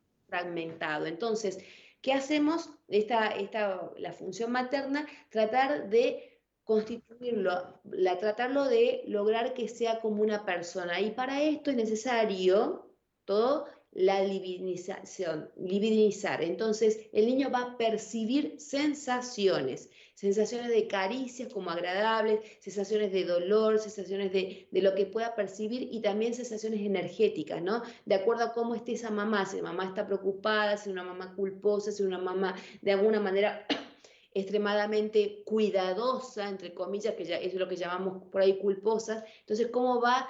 De alguna forma va a interactuar esa energía entre el bebé, ese bebé que percibe, y esa mamá que de alguna forma va a ir conectando o no, o a medida que vaya pudiendo, con ese bebé. Muchas veces, lamentablemente, no pueden conectar de una forma eficaz. Entonces, ya en su momento Daniel por ahí dice, no es la mamá, una mamá lo suficientemente, digamos, de lo que necesita ese niño o esa niña, ¿no? Porque cada uno va a necesitar un papá y una mamá diferente de acuerdo a lo que sea. Hay niños que son mucho más demandantes, hay niños que no. Entonces uno desde ahí podríamos ir viendo y conectando de acuerdo a si el bebé necesita llora porque necesita alimentos, si llora porque necesita el sostén, si llora porque necesita de alguna forma canalizar su energía a través de la succión. Si llora porque necesita el olor de mamá, porque si quiere que lo hablen, o que necesita ver colores, la estimulación temprana que estábamos hablando al principio también, como que es tan importante, que estimulación temprana generalmente lo hacen los psicomotricistas, bueno, el kinesiólogo y demás, a niños que tienen alguna dificultad en el desarrollo, ya sea como discapacidad y demás, que también se le hace también realiza a las personas adultas que hayan tenido algún accidente o algo por el estilo. Entonces, ¿qué es estimulación temprana? Se los estimula corporalmente, ya sea a través de sensaciones, ¿no? Se le puede pasar una pelota, de diferentes texturas por el cuerpo, hacer ciertos masajes a los bebés, los colores, la iluminación, que sigan, por ejemplo, lo que se les presente como estímulos visuales, auditivos. Bueno, esa es la estimulación temprana para un mayor registro y fluidez de lo que sería lo mental y lo corporal, ¿no? Y es tan importante esa estimulación temprana que los papás y las mamás aprendan para los niños, porque desde ahí es lo que se arman las huellas némicas que hablamos y que son importantes y fundantes para el desarrollo psíquico del niño, y a medida que vaya avanzando y cómo puede ir incorporando las situaciones que se le van a ir presentando, ¿no? Como por ejemplo esto de abrir una puerta y ver a un papá de alguna manera teniendo relaciones sexuales. Capaz que desde ese lugar el niño hay una excitación y no, por ejemplo, un lugar de asco o de miedo. Totalmente. Entonces es tan importante esa parte. Tan importante como la infancia, ¿no? Y todo lo que empieza a suceder a partir de ahí, Ale, es clave para toda nuestra vida. Todos tenemos esos recuerdos, esas huellas y todas esas experiencias por ahí. Cuando hablabas, Ale, de estimulación, igual fuiste a la parte de temprana, ¿no? Se me prendió la lamparita con algo que por ahí todavía no dijimos y tiene que ver con los estímulos, pero en cuanto al neurosexo, podríamos decir. Sí, que buscábamos muchas veces el neurosexo como para darle un nombre, una etiqueta, para decirlo así, desde el lugar que llamaríamos, que yo lo llamaría por un lado como una sexualidad tántrica, ¿no? Desde el lugar del conocimiento, desde la mirada, de que esto, pensamos muchas veces, esto para las personas con discapacidad y para las personas en general. Claro, sí. La mirada, la escucha, la sensibilidad, el contacto, las caricias, el masaje, esa conexión que se va a dar, que muchas veces generalmente pensamos que la relación sexual es solamente la penetración, ¿no? Claro. Justamente la penetración. Y no vamos a lo que llamamos por ahí muchas veces previa, el beso, la caricia, que es tan importante, y ese conocimiento y de saber a qué partes, primero un autoconocimiento, qué partes para mí son erógenas, qué partes a mí me dan cierta satisfacción, como yo decía en el caso de mis manos, no es que hay un orgasmo que yo me toque mis manos, pero sí de alguna forma me dan esa relajación y me ayudan quizás a mí, por ejemplo, a prestar más atención entre paciente y paciente, por ejemplo, para disminuir el cansancio. Sí, la ansiedad, el cansancio, ¿no? Todo este estrés que se puede generar día a día en una sociedad que está bastante arriba todo el tiempo. Y creo que para agregar esto, a esto que decías, es una especie como de estímulo psíquico que quizás puede permitirle al ser humano llegar como a ese clímax sin necesidad de entrar, como decías vos, en una estimulación genital, ¿no? Sino que va como un poco más, como se dice, a la cabeza, ¿no? A quedarse ahí para poder encontrar desde ese lugar otras experiencias también, porque no sé si lo decías al principio o comentaste un poco, o creo que lo hablábamos por fuera, de un video que vimos juntas de esta persona que participa en los Paralímpicos. eh, y que en realidad tuvo un accidente, ¿no? Y quedó en una cierta condición y cómo empieza a poder encontrar estos caminos, ¿no? Que su vida cambió de un día para otro y pudo encontrar todo esto relacionado al neurosexo. Les queríamos decir también que hay varios lugares, más allá de las consultas que puedan surgir para nosotras, ¿no? Pero varios Instagrams o redes sociales que tienen un poco esta información. Ale, si me permitís, por ahí quería nombrar a Alas para tu Sexualidad, Sexy, ¿cómo es el otro? Sexy, no me sale. A ver, la anoté acá también. Sexistimos, Pero porque es un poco... sexistimos. Ujú. Existimos es el otro. Bueno, Daniela Asa habla mucho sobre sexualidad y discapacidad. Por lo general son personas que se encuentran atravesadas por la discapacidad y otras no, ¿sí? Y creo que, bueno, también Constanza Orbaiz, que habla mucho de educación, pero también habla de esto. Entonces, pueden encontrar información en estos lugares, nos pueden consultar a nosotras, pero la importancia de empezar a dejarles un mensaje, como decía Reale, de que esta información está, de que esta información se puede encontrar, se puede promover, los recursos están para promover todo lo que tiene que ver con la sexualidad, adaptados también a las diferentes edades, a las diferentes discapacidades también, ¿no? Y lo que proponemos hoy con Ale es que los seres humanos puedan tener una autonomía y un empoderamiento sexual, digamos, ¿no? Porque por ahí lo habíamos planteado para estas personas con discapacidad, pero en general, la mayoría de los temas que tratamos hoy van dedicados al ser humano, ¿no? A todos los seres humanos. Y creemos un poco en esto de educar para cuidarse, para conocerse, para prevenir desde lo que es infanto juvenil, ¿no? En adelante. Sí. Quería agregar un poquito al ejemplo que estabas dando de esta persona que tiene su Instagram y Facebook y un canal importante donde habla sobre sexualidad. No recuerdo el nombre, pero bueno, está este hombre que tuvo una parálisis, o sea, un accidente, entonces desde el ombligo para abajo tiene una parálisis. Pero cómo de alguna forma él puede tener una erección y puede tener una eyaculación.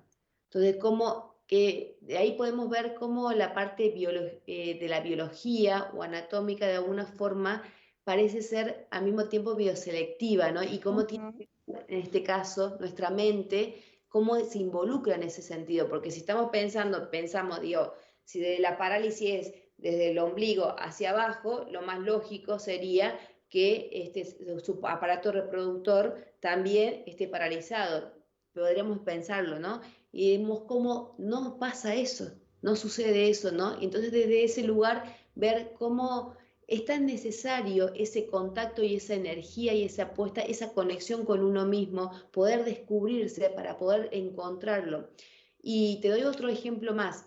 Tengo una paciente de la cual la paciente por una enfermedad, una dificultad, ella fue vaciada, o sea, le sacaron útero, todo lo que sería del aparato reproductor, no todo, sí, los ovarios todavía no, pero el útero sí, el aparato reproductor es femenino, ¿no?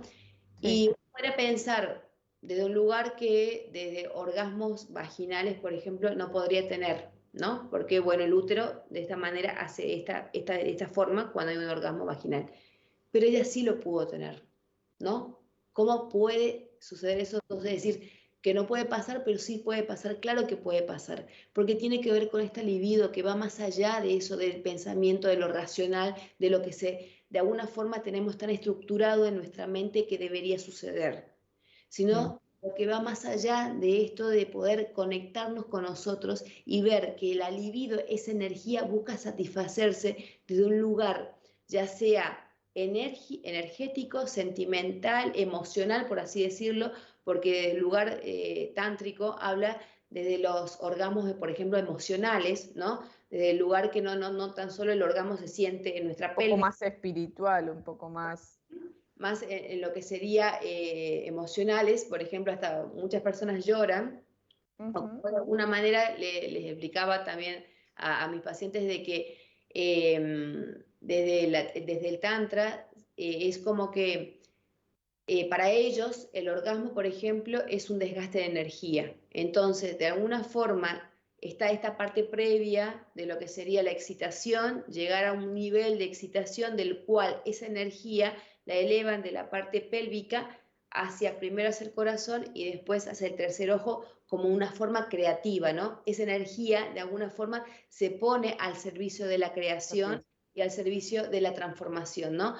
Como desde ese lugar que podríamos hablar. Entonces, si vamos desde ahí, no nos limitamos de alguna forma biológicamente, anatómicamente, de lo que es famoso coito, digamos, y se puede atravesar muchas experiencias más. Muy interesante, Ale, creo que hoy la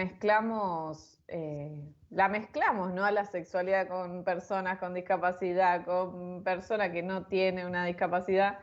Y bueno, fuimos mezclando un poco todas estas temáticas. Ahí había una última pregunta en el chat, que no sé si la leíste, Ale, pero dice: la institución brindaba lo mejor, pero hay condicionamientos entendibles en cierto modo. No entendí la pregunta de Julio. Si la quiere volver a repetir, nos quedan muy pocos minutos. No sé si brinda lo mejor, pero hay condicionamientos, o sea, supongo que trata de lo mejor, pero sí hay ciertos condicionamientos. Yo no sé si llamarlo condicionamientos, sino yo le llamo limitantes o yo le llamo de alguna forma forma de coartar. Siempre tratamos de coartar, pero ¿por qué? Porque tratamos mucho del control. Tenemos tanto miedo al descontrol, a esto que a tu ejemplo que decía, acá no va a haber libertad, ¿no? Tenemos tanto miedo al descontrol que parece que para una supuesta organización necesitamos siempre esa limitación, ese condicionamiento que pone él, o de alguna forma esa parte de coartarnos. Entonces, sí, por ahí habla esto, ¿no? De si hay condicionamientos en las escuelas, y creo que tiene que ver con el equipo directivo principalmente, ¿no? Si yo entro a una escuela y me dicen dale con todo a la ESI, vamos. Si yo veo que me tengo que pelear un poco, va a ser difícil, seguramente va a haber algún conflicto. También, Ale, quería agregar que no es lo mismo la ESI en escuela pública, en privada religiosa, ¿sí? Son distintas temáticas y se abordan desde lugares diferentes, quizás, ¿sí? Pero bueno, no sé si respondimos un poco, Julio, a tu pregunta. Ahí se sumaba Olga y Garzábal, que decía buenas noches también y que llegó tarde, pero que lo va a escuchar mañana. Así que, bueno, Olga, somos todos Olga porque es muy tarde. Y sí, sabemos que a veces es difícil este horario. Les agradecemos a todos los que estuvieron ahí prendidos. Estaban medios tímidos al principio hasta que medio los los apuramos ahí con Ale y participaron un montón, así que bueno, muchas gracias. Pasen este programa a quienes ustedes piensen que les puede interesar la temática y a quienes no, también pásenlo para ver qué pasa, ¿no? Porque, como decíamos al principio, es una temática que por ahí muchos no están abordando, ¿sí? Y que muchos también no se responsabilizan de este concepto, de estas situaciones, ¿no? Así que bueno, agradecerles a todos por estar ahí. Ale, no sé si querés decir algunas palabras, yo solamente por ahí que nos quedó División Palermo, si alguien la quiere ver, que es una serie que habíamos pensado, nada, que trata varios temas en cuanto a la discapacidad, por ahí desde un lugar un poco más desde el humor, ¿no? Medio polémico, medio de todo un poco, así que si pueden, la miran. Pero bueno, agradecerte a vos, Ale, por estar ahí, del otro lado hoy, haciendo juntas el programa. Sé que tenés tus programas, el mío fue de este mes, no me esperen este mes, porque muchas cosas, y bueno, Ale también, pero acá le puso el cuerpo a este tema y bueno, te quería agradecer. Bueno, muchas gracias por el espacio y muchas gracias. Bueno, yo sí voy a tener un programa, los invito el martes a la noche. Ahí está. Ya tengo la temática, va a ser vínculo, la diferencia o no. Vamos a hablar de vínculo y relación, ¿no? Los vínculos, ¿qué es un vínculo y qué es una relación? Porque de alguna forma en mi terapia yo la suelo ver las diferencias, pero bueno. Me encantó. Martes 18, vínculos y relación. Todavía no armé bien, así que no sé cómo le vamos a dar un poco la organización o la temática es esa, pero bueno, ya la vamos a ir viendo. Gracias por el espacio, gracias a todas las personas que están escuchando. Si lo quieren, siempre les digo, si les resuena, bienvenido sea, como un poco para plantearse algunas cosas, palabras o algo que dijimos acá. Gracias a Olga, a Julio, a Humberto, que estuvo ahí. ¿A quién más era por acá? Claudia, Estela. Muchas gracias porque su interacción nos ayuda mucho a nosotras también a que sea un programa más ameno, más llevadero, más de poder, no tan esquemático, así que muchas gracias Santo, y creo que vamos a seguir haciendo programas. Seguramente algo nuevo vamos a inventar, así que bueno, gracias a Elo y a Gerard que están ahí atrás. Nos vemos la próxima, Allen la ven el martes, el lunes a Dani. Y bueno, esto fue Buenas Compañías y queríamos compartir con ustedes quizás un nuevo aprendizaje, quizás algo que sabían, pero bueno, aquí estamos. Gracias por estar a todos, un abrazo enorme desde aquí de Mar del Plata y desde Catamarca, la licenciada Alejandra Soria. Muchas gracias a todos. Chau, chau. Chau.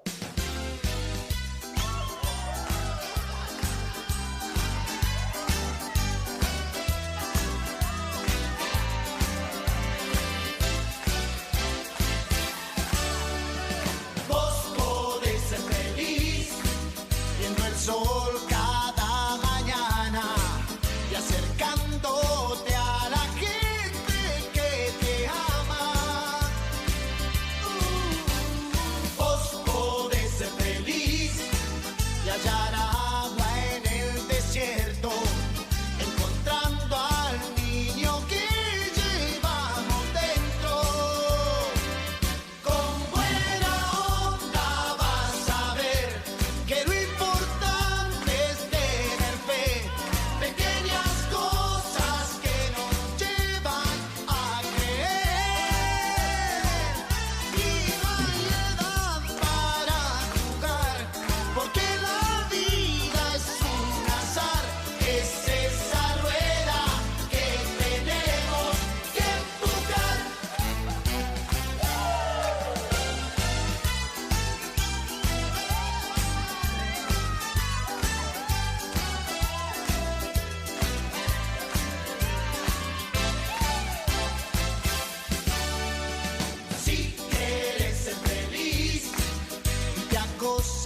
muchas penas.